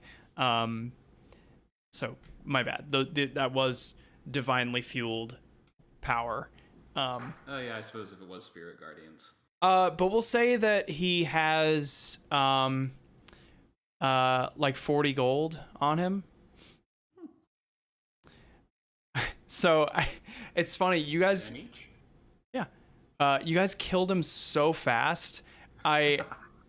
Before I got a chance to like have him like try to be intimidating to his men, because the reason he has gold on him is.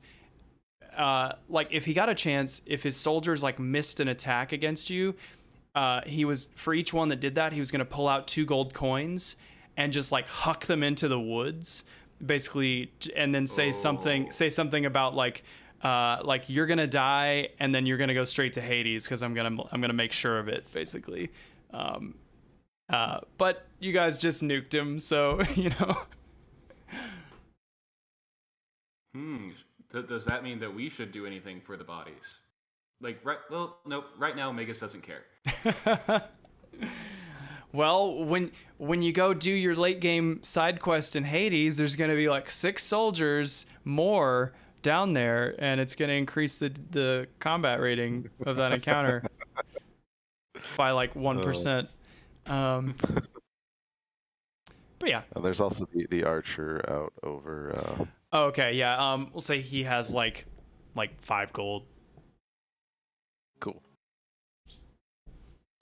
So we all get 11 gold? Sure. Yeah.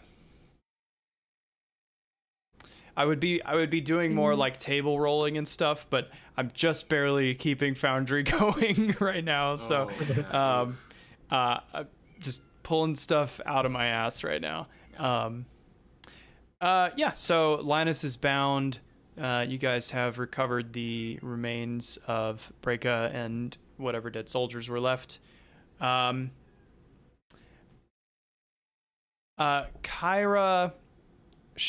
approaches you specifically, and she just she puts a hand on your lower arm, just for a moment, and she says, "You did a good thing, Shade.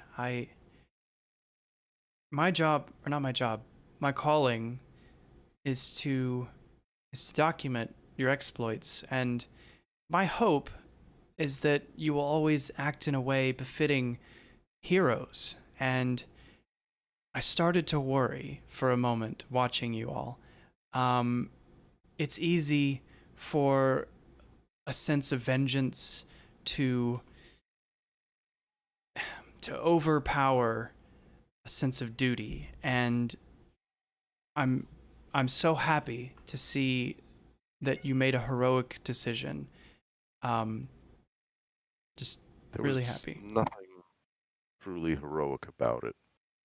It was merely one soldier's honor to another.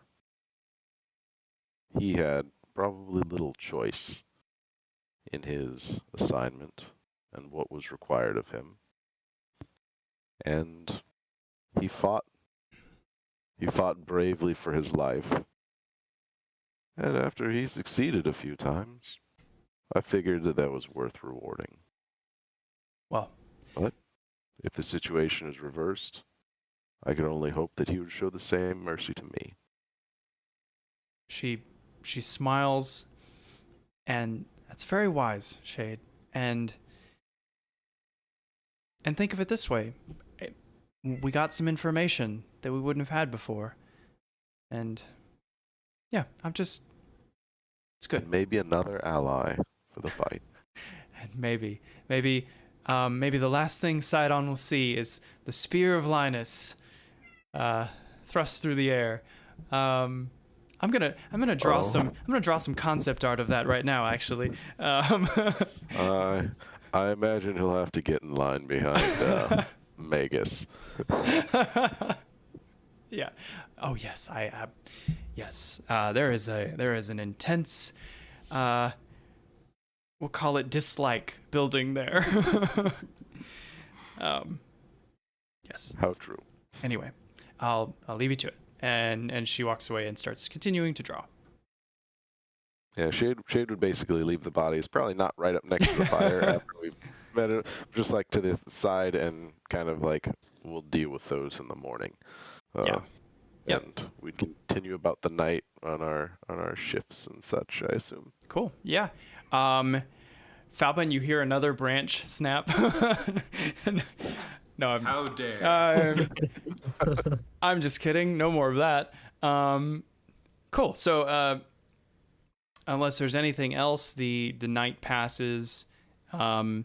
Magus, you finish your trance somewhere. And I just climb up on top of a pile of rubble and just stare at the stars for the rest of the night. Yeah.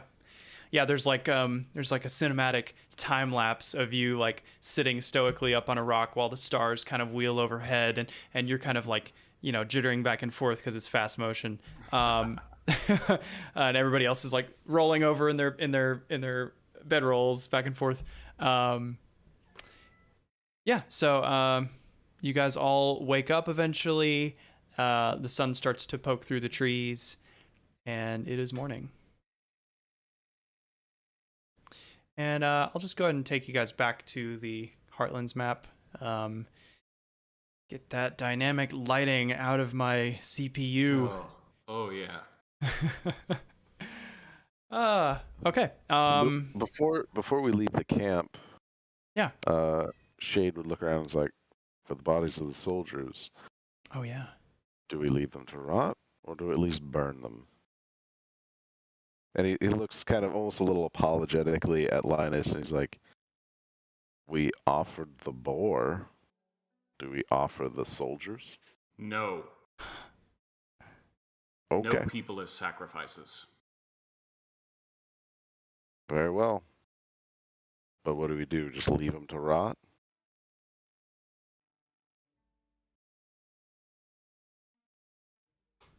Leave them to the birds.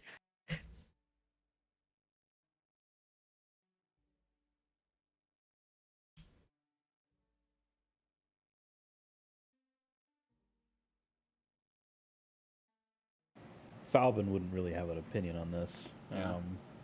He's used to leaving the bodies. Shade, Linus, you soldiers figure it out. That's where Shade would at least turn to Linus and say, these were your comrades. Is there anything you wish to do? He says, most of them were kind of assholes. Phoenix, I was kind of close with. He helped when my wife had her baby. I think if anybody, I would prefer to make sure he gets to the right place. Very well. He has like a couple silvers on him, which should do. But he will change into Magus's traveling tunic, and it's still like you guys are like similar build. So, but his hair is like not nearly as nice as yours. It's he's got kind of a scraggly beard. He says, "Oh well, it's freeing downstairs. It's nice. Yeah, actually, I think the soldiers would be wearing like battle skirts anyway. I need to research more of the fashion. It's not like I'm the running. Commandos are going commando. Oh, that's good. Yeah. So he says a word over his friend Phoenix and then heads off, kind of in the direction of the Sour Vintage, away from Astoria. Probably a good idea for him. Yeah. Yeah. Yeah. Okay, so The road to Astoria is clear. It's probably about a half a day's walk. You guys start heading that way. Yeah. Okay. And I don't know if anybody else would, but after the events of the night, Jade would make a point to walk next to Magus for a while. Magus is visibly worse than even yesterday after his night up. Yeah. I know you said you're all right, but you don't look it or act it.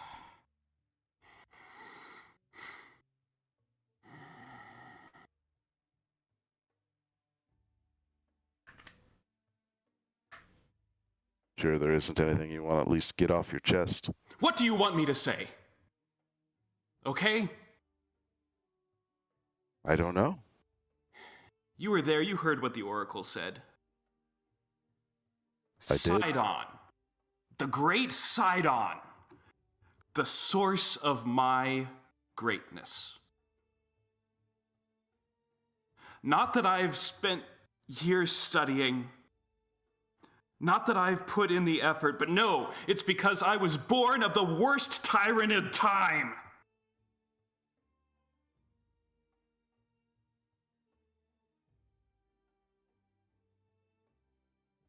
At that, Shade kind of like looks up into the sky for a moment, just kind of contemplating it. That's not what I heard. Your lineage doesn't decide your abilities' entirety. Merely it sets the starting line.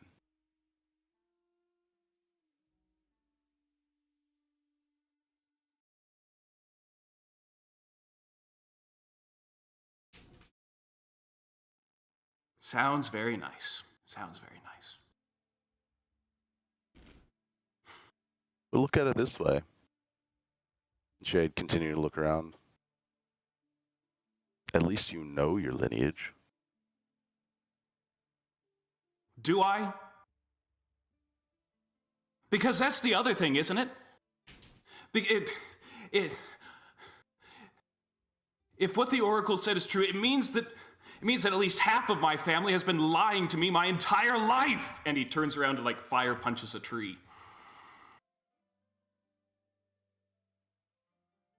That may be.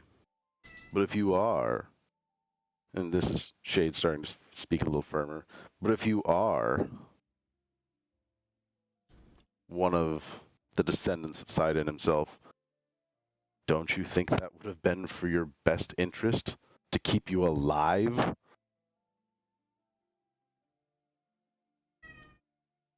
Or maybe they might not even know. Have you thought of that? I've thought of that, yes. I can do nothing but think. There is nothing to do here but think.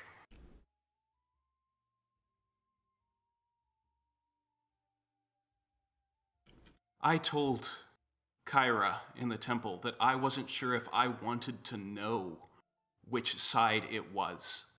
Which side of my family that it was from wasn't actually. But what I want doesn't matter because I have to think. And I saw the necklace, and I saw its make, and I saw its style, and I know. And I know.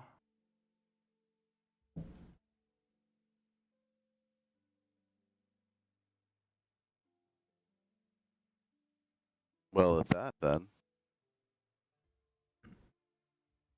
If you have nothing to do but think, then let's plan our path to topple Sidon. Whichever side of your family it is, does it truly matter if this is your quest? If this is your will?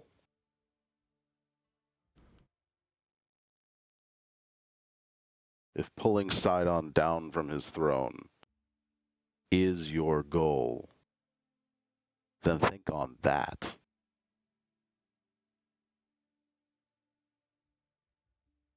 It doesn't matter? Yeah, you said you didn't have family. Well, if the oracle's to be trusted, and I'm not saying I completely do, even if I did have family, they're long dead, gone, either death to the war or death to the sands of time. And I can't even remember them. By the gods, I don't even remember my own name.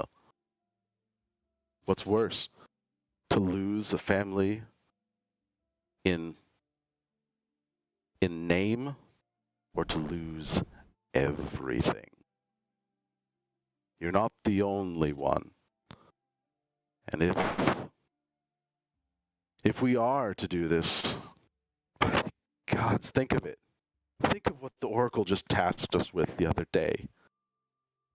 She gave 4 adventurers the task of doing what who knows how many Dragonlord veterans and armies could not. If that's not madness, why should we even trust her? But here we are. We're going to try, aren't we? Because that's what we will.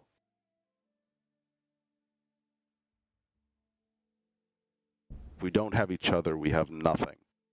And we will all fail.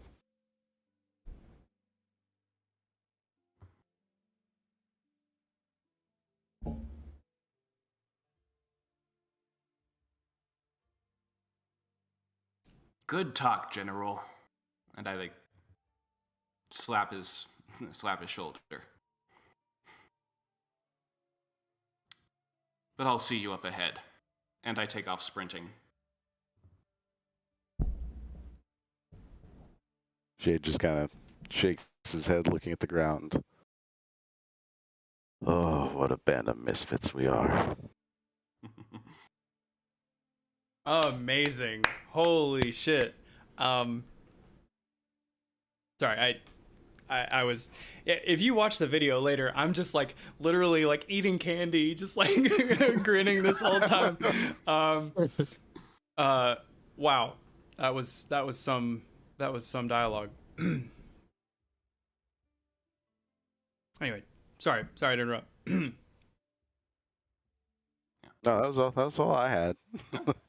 They'll probably find Magus passed out, lying on the ground on the side of the road, a few miles down the road. Wow.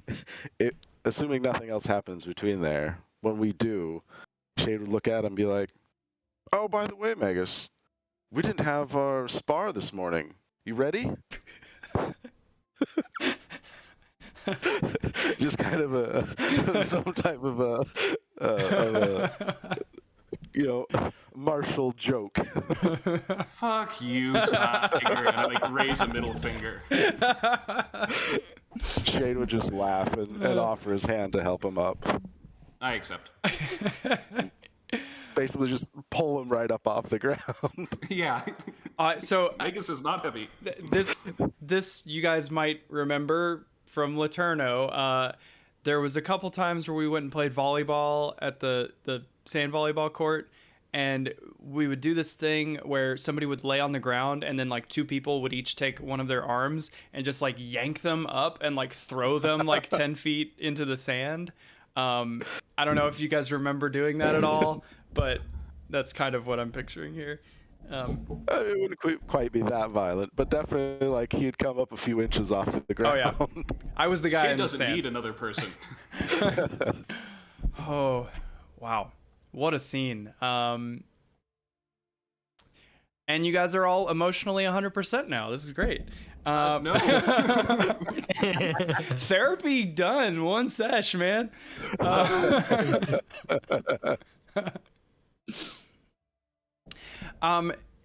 As you catch up to Magus, you find yourself coming up over a hill, and down across the way is the city of Astoria. It's still a few miles away, but Astoria is the largest settlement along the Archelon River.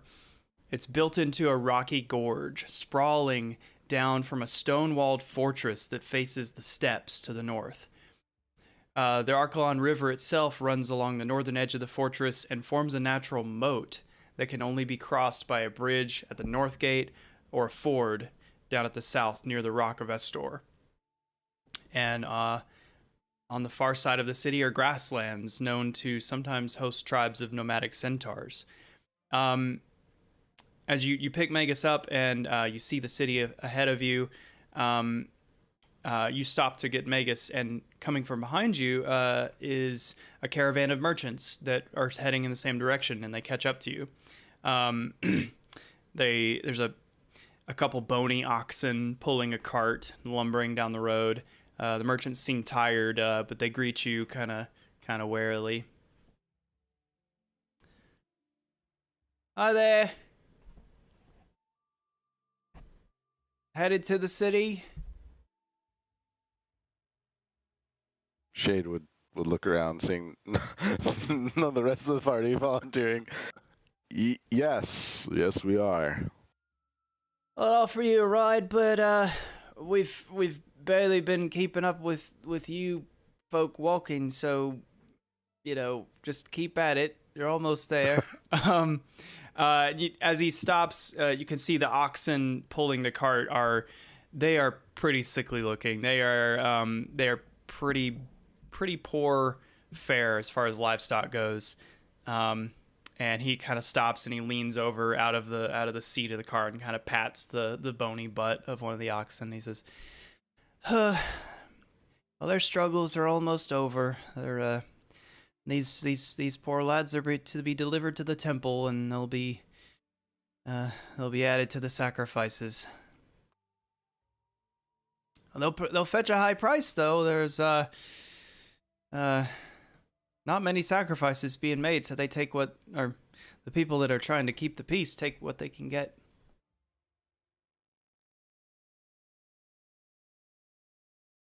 Magus just he doesn't he can't even. So he's just it turns and just keeps on walking. All right, I'll see you in the Agora then, I guess. Anyway, Yeah. Feel free to walk with us if you like, but I think we'll let you go on ahead. all take right. our time. You might want to stop for a sandwich or something, because we're gonna be a while. And they slowly kind of start walking, carting over. How big of a merchant train is this? It's just like a couple carts. Okay. The minimum number of a caravan. Or is it 3? Like how many segments or how many points you need to make a line, or I don't know. 2 points to make a line. 2 points. Oh yeah. Wait, 2 points to make a line. Hey, whatever. 3 to make a in 2 dimensions. It's Oh yeah, I'm not an ornithologist. So. Ow, that hurt.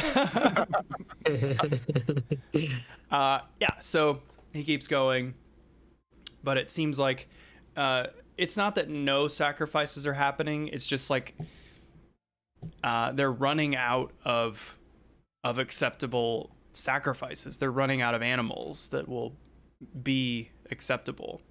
So.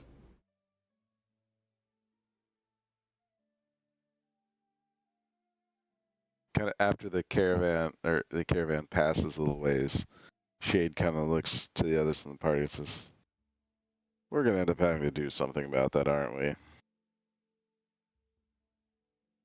Probably.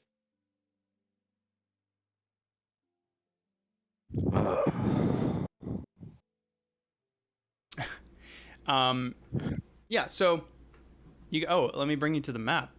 So sorry. I've been on the map just chilling for like 20 minutes. Let me zoom out. That's We're so tiny. This map is courtesy of Rue. Thanks, Rue.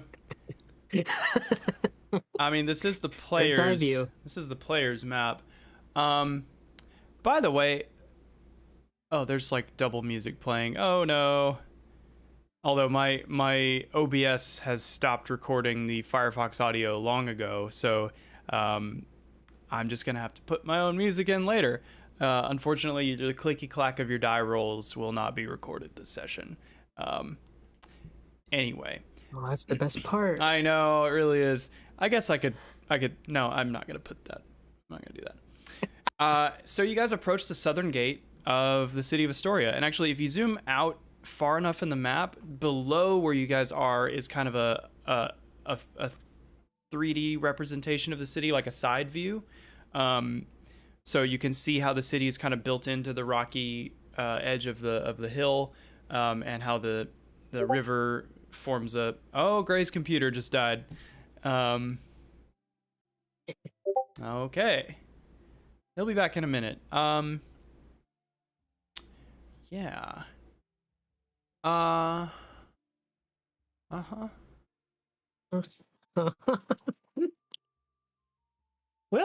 till next session. That was seriously some like fine RP there. I that's some of the best I've heard, really. Well done. Agreed. I am looking forward to. Take a bow. Yes, no, you should. I was just like, wow, this cannot get better, and then it kept getting better. There he is. Okay, I'm back. Hey. Wait till I'm gonna work on loading the page. Okay. I mean, you've seen the map before. Yeah. So you come up to the southern gate. Do the rest of you guys, were you able to see the like the side view of the city?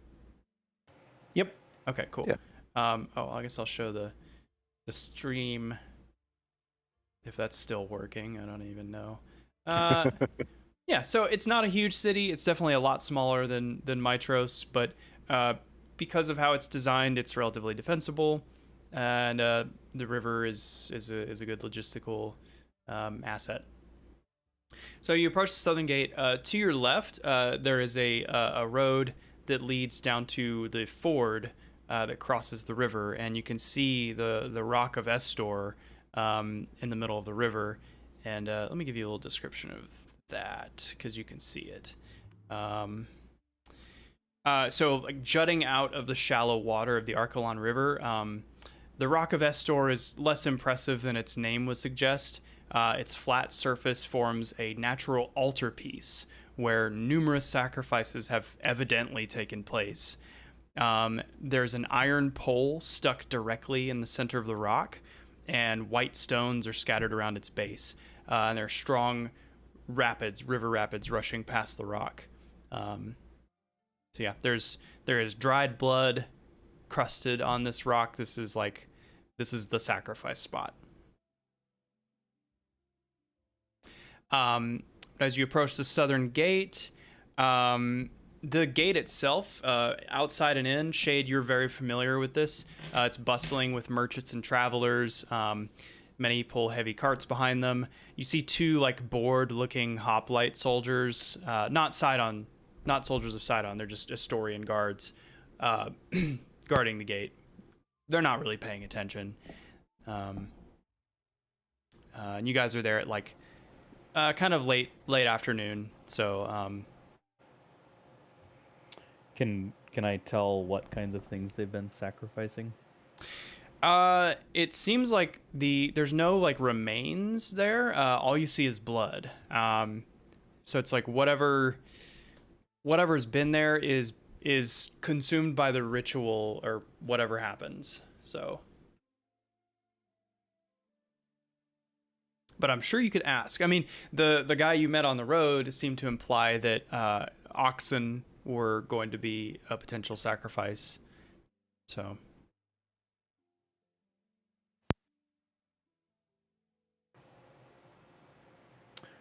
Well, I guess with that, I'd probably motion or start leading the group to enter the city. Yeah. Cool. If it's all right, just tell me where you want to go, and I'll just move you all together. Actually, no. Have fun. Have fun running around. There's no off limits here, except maybe the King's Palace right now. I moon the king. So you enter into the city, and it's kind of what you expect. It's that Greek architecture with the tiled roofs, and there's a lot of like planter baskets that would indicate like lush decorative plant life, but a lot of them have gone unattended to. Lots of them are wilted or dead. Seems like there are priorities for water right now. This is kind of the residential area of the city. There's simple stone houses in neat rows.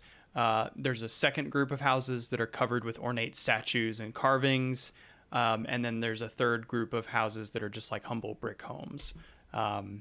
So there seems like there's an area for different types of people. So Shade would at least at some point along as we're entering the city ask, is our first stop the Dragon Shrine? Or we need to pick up any supplies or anything along the way? Yeah, sounds like Dragon Shrine would be good. At least to say hi, I guess. You guys go a little further into the city. To the left, you can hear activity. And as you get closer, you can see there's an amphitheater. There's a circular stage of an open air theater that's been built into the bottom of the hill, kind of away from the center of town. It's the audio changes with where I move my token. Yeah, isn't that cool? That's cool. I can set up ambient sound that scales depending on distance from it. So, I had fun with that. I got a little obsessed. Continuing north is the Agora. The well-trodden streets of the city converge at this bustling central Agora. There's a motley assortment of stalls littering the area. There's canopies of fine silk, as well as like stacks of rotten wooden crates. There's merchants like eagerly vying for your attention as you pass. Everything here is like reasonably priced, so anything you could find in the adventure guide stuff you can buy here. Continuing north, you pass a kind of what looks like a blacksmith shop. It's a fortified stone building with a shingle roof. There's a sign hanging from the heavy bronze doors that reads Vulcan's Hall. And just ahead of that, there's a long decorative pool that is shallow right now. To the left is apparently an inn and tavern. It's a nondescript brick building with white stone accents called the Dragon's Tooth. You can smell food, and you can hear raucous conversation emanating from the open doors and windows. And then to the right of that pool is a series of buildings connected by a bridge which crosses the street. And the sign on the building says Eros by any other name. EROS. There is creeping ivy that covers the building with lush red blossoms covering the outer walls. And you can hear the soothing sound of water features rippling over the street. Wait, is this what I think it is? I think you're thinking. I kind of like stop the group. Guys, I realize there's something I need to do before I visit the Dragon Shrine. Okay. I am going to put Breaker's coin to good use. And I march in the front. Okay. So the north wing is open to the public. You can see the south wing, but there doesn't appear to be a street entrance there. This south wing connects directly to the palace up the hill. But the north wing has a door and the sign that says Eros by any other name. You go inside, and you're greeted by a quartet of varying nymphs. There is an Ore, a Naiad, a Nereid, and an Oread. There's actually 5 different types of nymphs that are like home in different environments. But the 5th type is notoriously they don't hang around people. So anyway, nymphs can live as long as elves or longer. So it's really no telling what the age of this quartet of nymphs are. They're all incredibly beautiful, but they seem very at home here. You go inside, it is just the doors shut and all sound from outside is gone, replaced by just the finest instrument playing inside. Whatever instrument you think, because I cannot remember a fantasy musical instrument name right now besides lute, which it's not bagpipes either. That set the mood.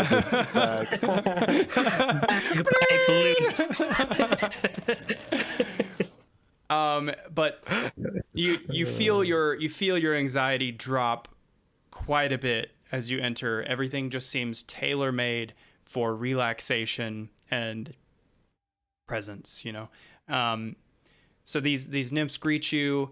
They take your hands and they describe to you their pride and joy of this establishment. And you know what this place is, but their pride and joy is a flight of transcendent experiences that run the gamut of emotion and sensation, which they refer to as the symposium. Those who have the coin and the time often emerge with renewed courage, valor, and boldness. So basically, it's like a spa day, like an X-rated spa day, basically. So you'll have everything from like food tastings to wine tastings to musical performances to comedy to like therapy to like dance, everything. I'm going to turn to Shade specifically. And Shade wouldn't walk in. I was like, you have to like lean back out the door and like. Shade's just like, I'm good. like Magus has just like almost a like half crazed, half pleading look in his eyes. And like I say, like, I know that we have business, but I need to not think. Shade would look like I would say, by all means. And I'm gone. I'm in. As how much coin are you offering? So let's see. So I currently have. They see you kind of going through your not clearly stolen bag of gold, but it's like you pull out a wallet that like is not yours, and you're like, oh wait, which fold is the debit card in? And they place their hands on your chest. They said, and they just tell you that they have a method here where it's basically like, if your company is as pleasant as they're hoping theirs is, it is a mutually beneficial experience. Everyone here volunteers, and come in with good intentions and a willingness to experience the finer things, and everyone will have a good time. Oh, ladies, this is gonna be fun. I didn't say they were all ladies, but ladies and gentlemen, let's go. Yeah, so they take you in the door, and your flight of experiences begin, and we'll fade to black there, cutting over to the rest of you as the thick, heavy, padded door shuts, and you hear nothing from inside. What are you guys doing? And Magus is never heard from again. Magus just lives here now. That was the last we saw of Magus. Shane would just kind of be like, after he said like, you know, do your thing type of deal. It's kind of like at Theo and Falben. Just, well, I imagine we're gonna have some time to kill. Anything you want to look at in the Agora? Vulcan's Hole. Let's go. You want to go into Crafter's looks like a That's the shop crafter's I can dream. get behind. yeah, you guys can go into Vulcans. So I don't have a map or anything. So, but so you open the heavy bronze door. Oh shit! Let me open one more thing. So sorry. Oh man, it's got like you double click on the thing and it tells you the description and all this. Yeah, this is fancy. Yeah. Try not to read too far because it's got my notes in there. But yeah, I so anyway, I wasn't sure what all you could see, so I just have all my notes in there. So you open the door, and inside the hall, you're greeted by the warm glow of embers and blasts of hot air. The room is decorated with a huge variety of bronze armors, weapons, and farming tools. A weathered-looking dwarf works at an anvil, just ting, ting, ting, near the blistering forge at the back of the hall. He leans up, he wipes his sweat from his brow, and he greets you. Trying to remember what I had him sound like.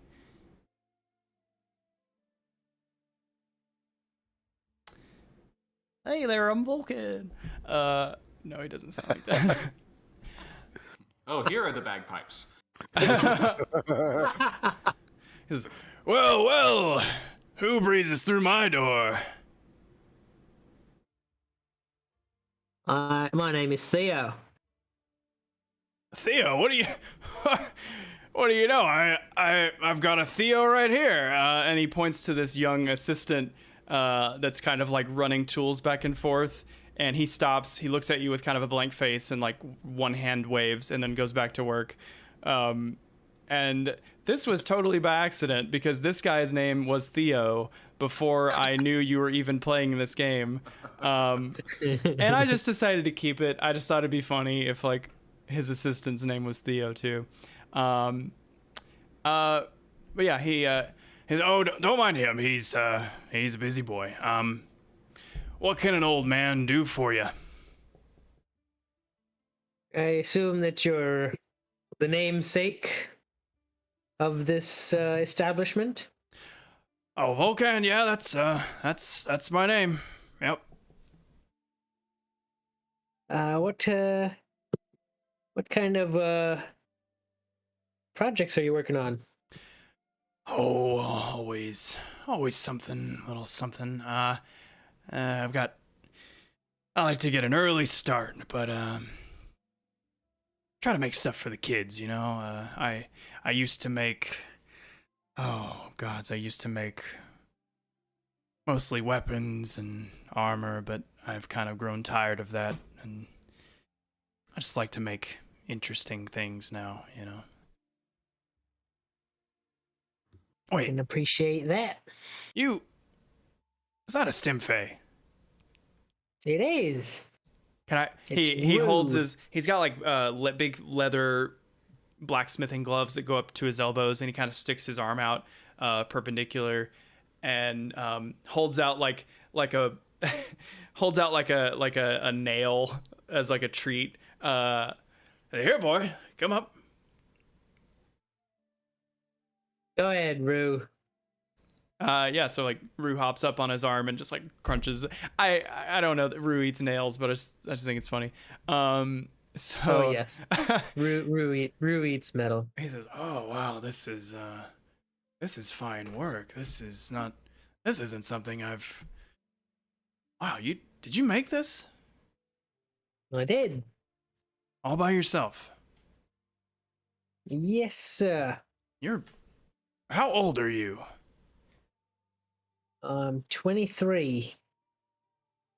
And how long did you train or apprentice before you made this? I taught myself everything that I knew. I made Rue when I was 8. He looks kind of slack-jawed, and he turns around. He says, Theo. He turns back to you. Not you, the other Theo. Why don't you go back and cut some more firewood for me, boy? Yeah, okay. Theo goes back, and he waits for the door to shut, and he says, "This is really damn impressive, son. If I can believe you, which now that I'm seeing you all," and Kyra comes in the door, and she's like, yeah, you're the heroes I've heard about, aren't you? Yes, I think. The ones chosen by the Oracle, you know. That has been what we have been called. Well, whatever you've been called, Theo back there, he's an instant fan. And he points to a small shelf where there are like little marble action figures of you guys, like rough representations, because obviously like your likenesses. Merchandising so fast. Merchandise. Odyssey, the flamethrower. I believe that's a copyright infringement, and I expect to get a portion of the profits. Oh boy. Oh no. Looking out before weeks. Odyssey 2, the search for more money. Yeah, so no, he says, "Oh, don't worry about him. I already had a talk to him. I told him that no more figurines until the heroes themselves walk through that door." And So unfortunately, Does he have a likeness of? Sorry, go ahead. Shade would just kind of like chuckle and say, "So unfortunately, he has an excuse for more figurines now." well, Just I mean, amused by this. you know, we're men of honor, and we respect a deal, and of course, nothing more will be made without your express consent. But it's good work for never having seen you before. Are one of the figurines a likeness of Theo? Yeah. I'll take that one, and I'll get out a little chisel, and I'll sign the base of it on the underside. Oh, that's great. Yeah. So like it's basically just a satyr. Like that's the only identifying fact. But because marble can be brittle, the hands are basically formed so that a small like wooden dowel fits between the palms as like your gun, just because it's thin and can break. But it's nice, and yeah, you carve your name in the bottom. That's really nice. And I'll make that rifle look a little bit more. I'll kind of make it more of a likeness of me, since I am good with tools and proficient in those sorts of things. Yeah. Kind of make it more true to life. Can you roll a I'm trying to think what sort of check that would be. An awesome check. You know what? Pitch me what check you think would be good, because I can think of a few. I just I don't want to shoehorn you. Oh, Magus, you're in the North Wing, son. Probably dexterity, I'd imagine. Yeah, you could do sleight of hand. Yeah. Ooh, nice. Yeah, 19. Yeah, you easily kind of chip away and hone some of the rough details to look more like you. You've got your monocle in there. You've kind of trimmed up the horns. You've added some like paint and little metal accents to the musket. And Volcan says, "You, wow, it's like a duck to water. It's amazing. Um,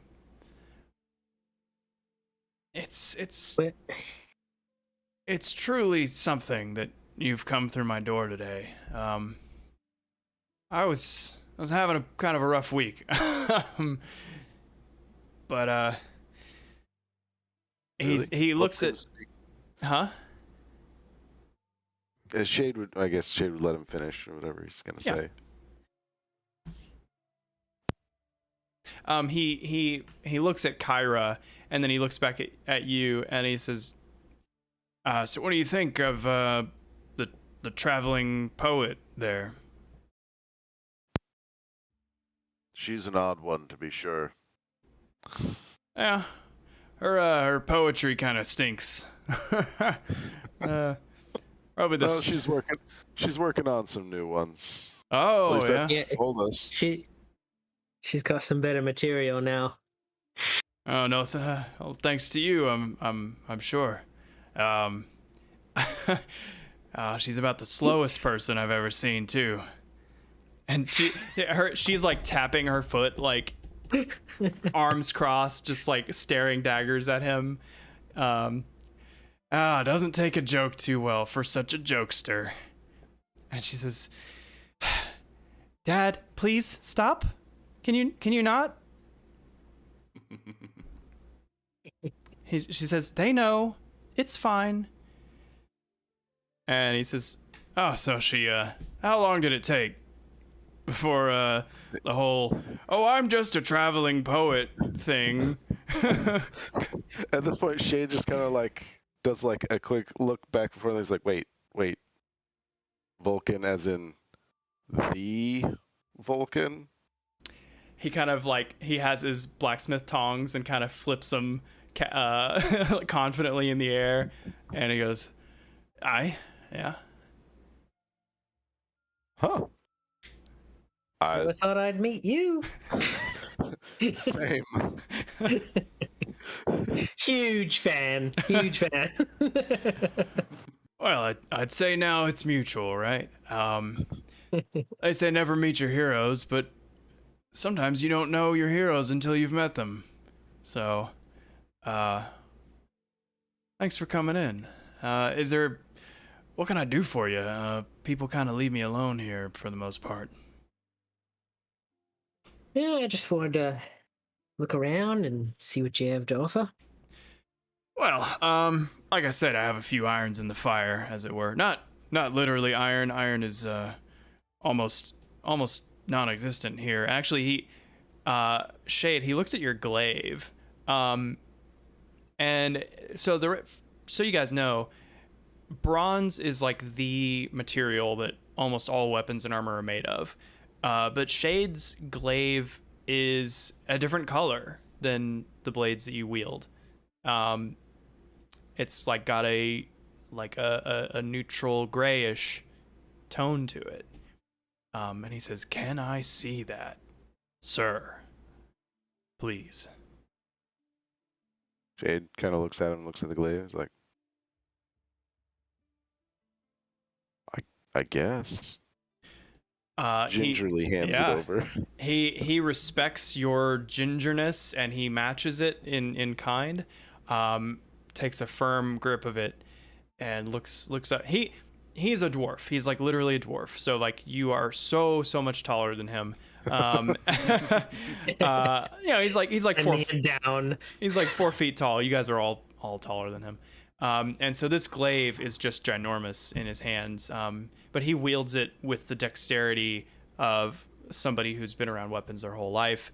And he runs a thumb over the blade.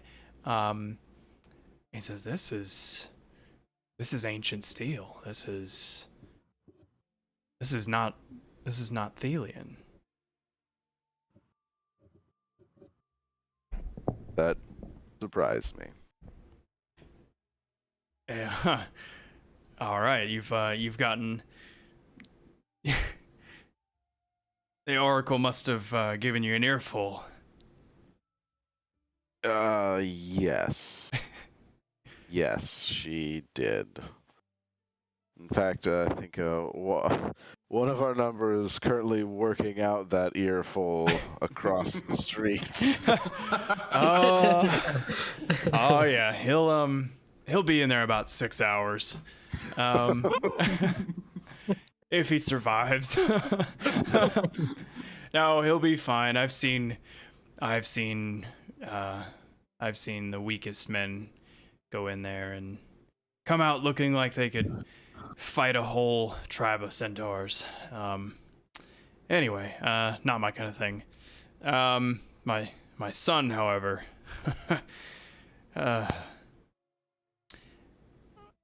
and for those of you who know anything about the Pantheon, Vulcan is the father of Pythor. Pythor. Is it like the king of the city? The king of the city and the god of battle. Yup. Yeah. Pretty chill, dude. Also very prolific. Yeah, he says, I'm sure your friend went in that northern wing there, but that whole southern wing, that's for my boy. Only he's allowed in there. People come from all over to take a ride with the king, the god of battle. It's exhausting to hear stories, honestly. Thankfully, they've kind of slowed as of late. He's kind of not himself right now. I guess you could say none of us are. But yeah. But as far as this blade, this comes What from. can you tell me of it? This, I mean, iron is not natural to Thelia. It's not it's never been found in a deposit here. And any iron that exists is comes from foreign lands, foreign shores. Wherever you came from, I mean, you're not the only one that comes here from somewhere else, whether willingly or by accident. I've met people over the years that tell me the craziest stories of places they come from, vampires that rule an entire country, or giants fighting against dragons, or cities being heated by volcanoes. It's nonsense, but I believe that they believe that that's where they came from. But yeah, so Thelia just kind of, all kinds of people end up in Thelia. But you, there's something out of place about you. First off, I've never seen one of your kind. I've heard rumors, actually. They're rare. Really? Yeah. I haven't met anyone like myself either. Here, at least. Yeah, it's, I'd say you're not likely to, but, I've seen crazy things. So, I will say I have never met another one of your kind, and, your figurine's gonna sell well. Tell you that. That sucker's gonna sell. And Theo comes back in. I finished the firewood. Okay, boy. Yeah, I was just telling our friend your work here. You better get a good look at them while they're here. As long as, are you guys okay with it? Sure. Why not? Oh no, Magus's figurine is going to be just generic. Just a blob. Lego. Generic elf. Falbin, how about you? How do you feel about this? I'm okay with it, but I'm hooded, so. Oh, sure, yeah, absolutely. The figurine has a hood on, and honestly, the mystique of it might make it more interesting. So, Still better, yeah. Yeah. Has Vulcan handed my glaive back? Yeah. Oh, yeah. He hands it back. So it's like at this point, Shade would strike like a pose. One glaive standing on the ground, Yeah. a hand on hip, looking up. Just make sure he gets my good side. Yeah, Theo's eyes go wide, and he's like scouring all your details as quickly as he can. So boys got a mind like a steel trap. It's quite impressive. He'll have a new figurine for you probably in the next couple days.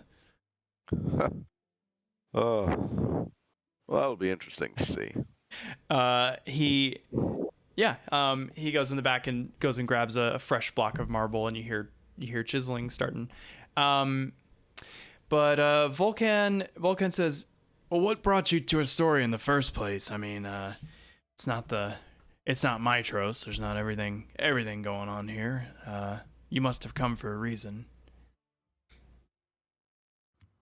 Well, Shade, of course, kind of cautiously check with the other two, like kind of the trying to the nonverbal.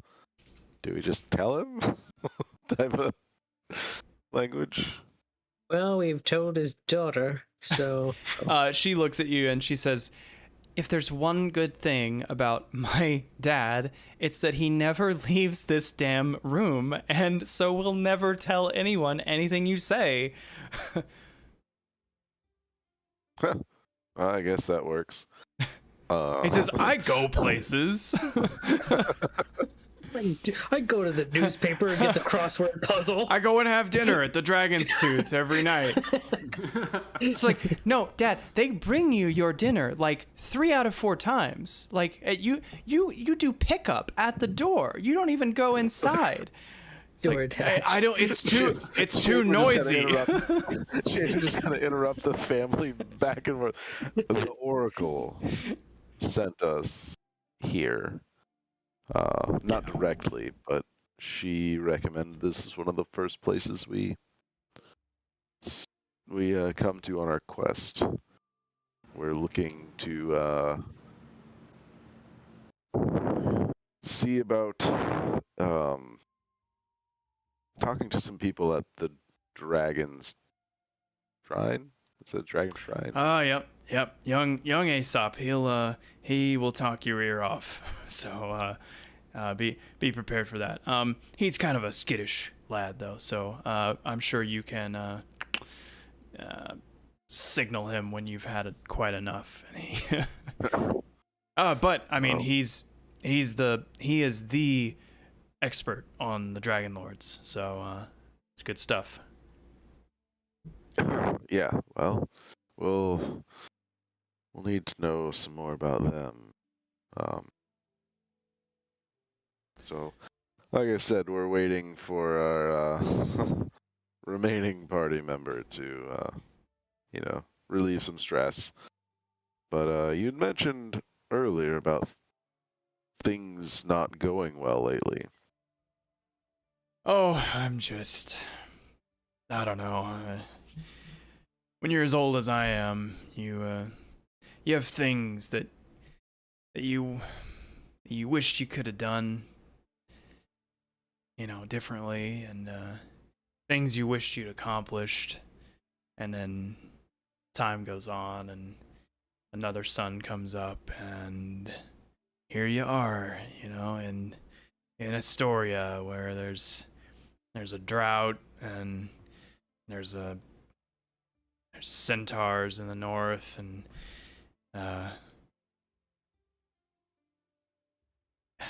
is there anything that can be done about the drought? I mean, assume centaurs could always be either negotiated with or confronted, but the drought. I'd be careful with centaurs. They're an honor culture, but they love a challenge, and they are no weak challenger. So if you go speak to them, be prepared for all hell to let loose.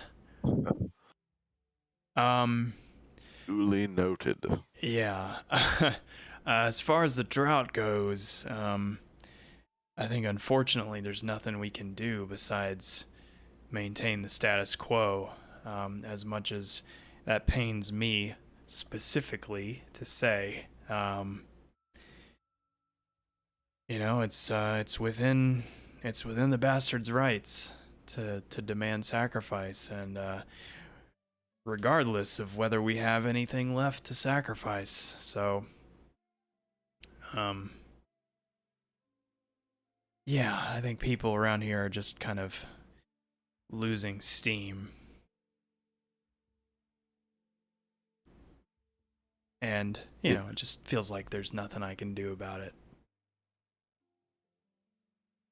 Was there anything we could do about it? Well,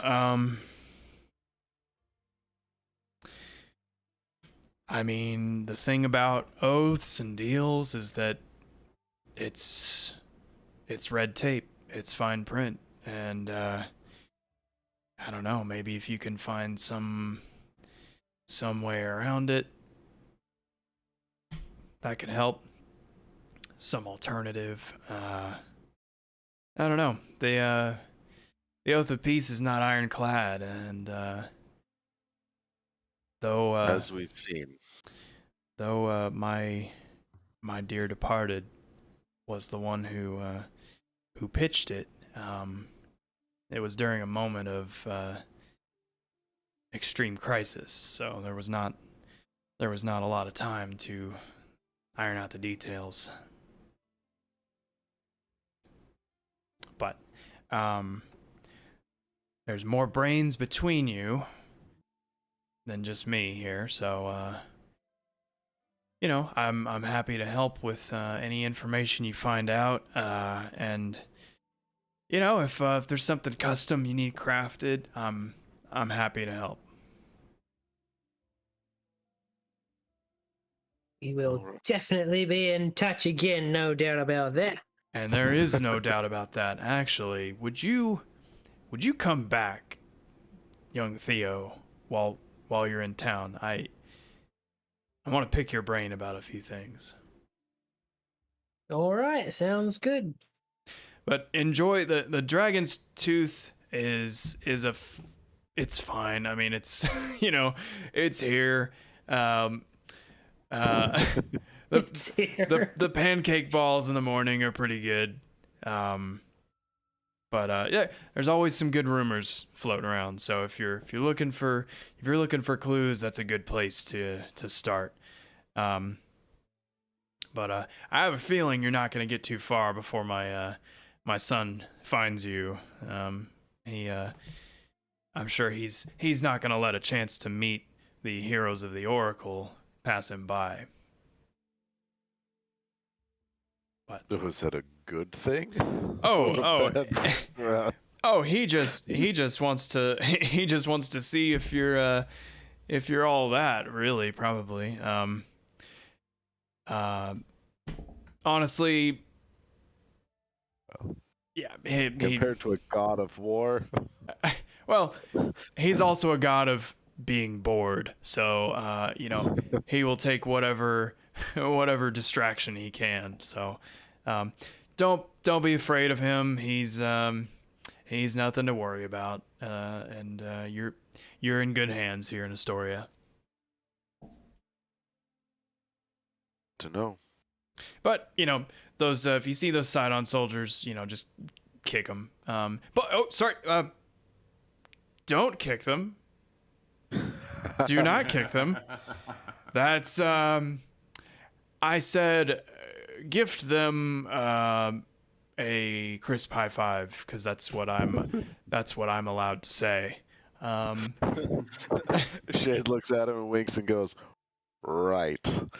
Yeah, Oath of Peace. It's a real bitch. Anyway, Kyra, you take good care of them. It seems like good folks. She's like, oh, they don't need me to take care of them, that's for sure. As far as you, though, there really needs to be two of me so I can be in two places. She's like, get out of here. I'll talk to you later.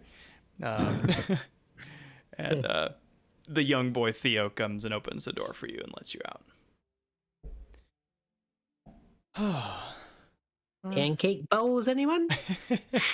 Can I just say underrated comment? DoorDash.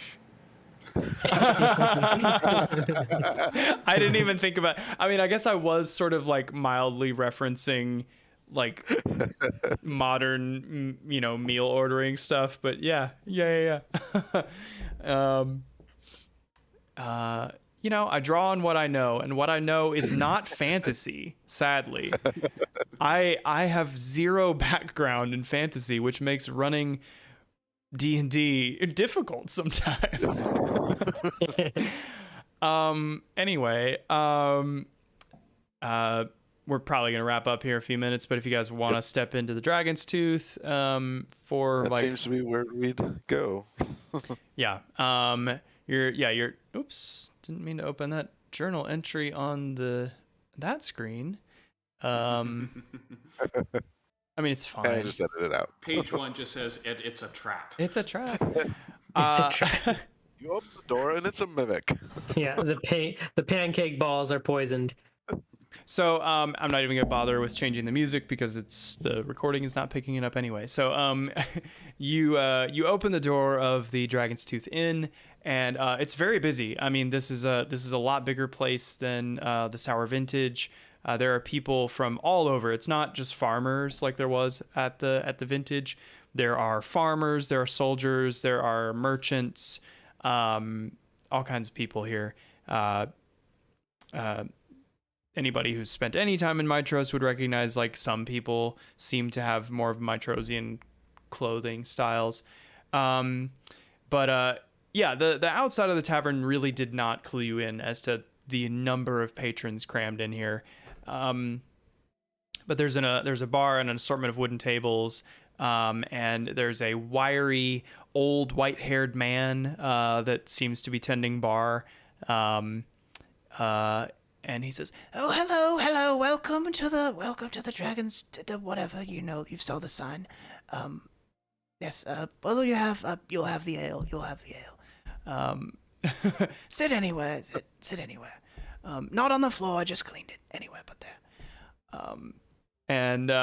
You guys kind of filter your way through the crowd, looking for an open table.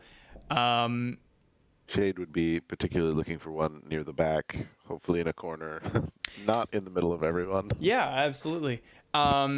You hear. I'll save the rumors for next time because I don't want to overload you guys with information right now. But you find an open table, and the table directly adjacent to it is seated at it. There are several dwarves who are kind of covered in like soot and are wearing like thick, like banded leather hats with like lanterns that sit on the front, and they are kind of tired and like seem to be decompressing after a long day of work.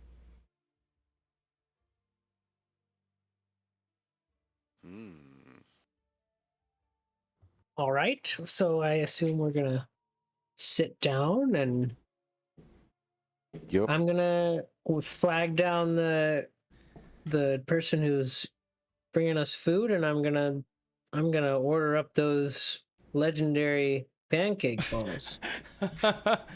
The old man kind of slowly walks over to you, like infuriatingly slowly. Like, I don't know if you know that scene from Monty Python and the Holy Grail where is it Lancelot is like running at the castle and he's just not making any progress, and it keeps cutting back to him and he's running and he's not getting any further. It's like that, but like an old man just barely walking. And it's like you look down at the table and you're kind of fiddling, and you look back up and he's just not even closer. But he eventually gets there and he's like, "So, what'll it be for the... You must be those oracles heroes." Yes, and I'll have your legendary pancake balls. Order an old man a drink first, will you? And he says, I'm sorry I'm yelling. It's very loud in here. Anyway, yes, one order of pancake balls. And ales around the table. Yes. Yes, ales I'll around the take table. one. Okay. Yeah. Can you speak up? I can barely hear you in here. Yes, ales around the table. All right. Be patient with an old man. Yes. Okay. And he shuffles away, and you're like waiting for him to get out of your sight, and it's just never going to happen. But yeah, so as you're sitting there waiting for your drinks, How we spend the rest of the 6 hours. My hosts are much more lovely. Probably a little bit more spry. but yeah, as you're sitting there waiting for your drinks, you hear the dwarves talking to each other, and because everyone does Scottish brogue for dwarves, and I'm not great at Scottish brogue, and also I think it's tropey, I'm just not going to. They speak however it's going to come out of my face. One of them says, "Oh boy, the copper mines are just not keeping up right now. If only the mithril mines could be reclaimed, you know? Oh, those damn mithril mines." Cat ears. Satellite targeting. Just like a giant question mark appears above his head. Above his face. And as that quest marker appears and Shade's ears go up, we will end there. So, oh, I forgot about the little. So I did fix the language thing we were having earlier. So if you guys do type messages into the chat, it's not going to come up as garbled, because what it was is that Kyra's language was listed as all, but that was just a manually typed in word that said all, and so it wasn't actually catching all the languages, so I had to go in and like actually check the boxes of all the languages. So although I mean I just see a question mark and an exclamation and a question mark, which I guess are runes. They're not, it's not really a language. Oh, okay. So I see that. So I see both. It has the runes, and then it says translated from Abyssal runes. That's cool. Ooh, you know Abyssal? Well, Kyra does. do. No, I mean Falden. Oh, oh man. All right, cool. Well, GG guys, GG. Wait a minute, I should know Abyssal. I feel like we've had this conversation before. Like, Oh, I know Infernal. Okay, whatever. yeah, you know, like same thing, right? Right. Okay. Infernal, Abyssal, sounds like the same place. I'm gonna kill the stream there, but anybody's welcome to hang out for a bit.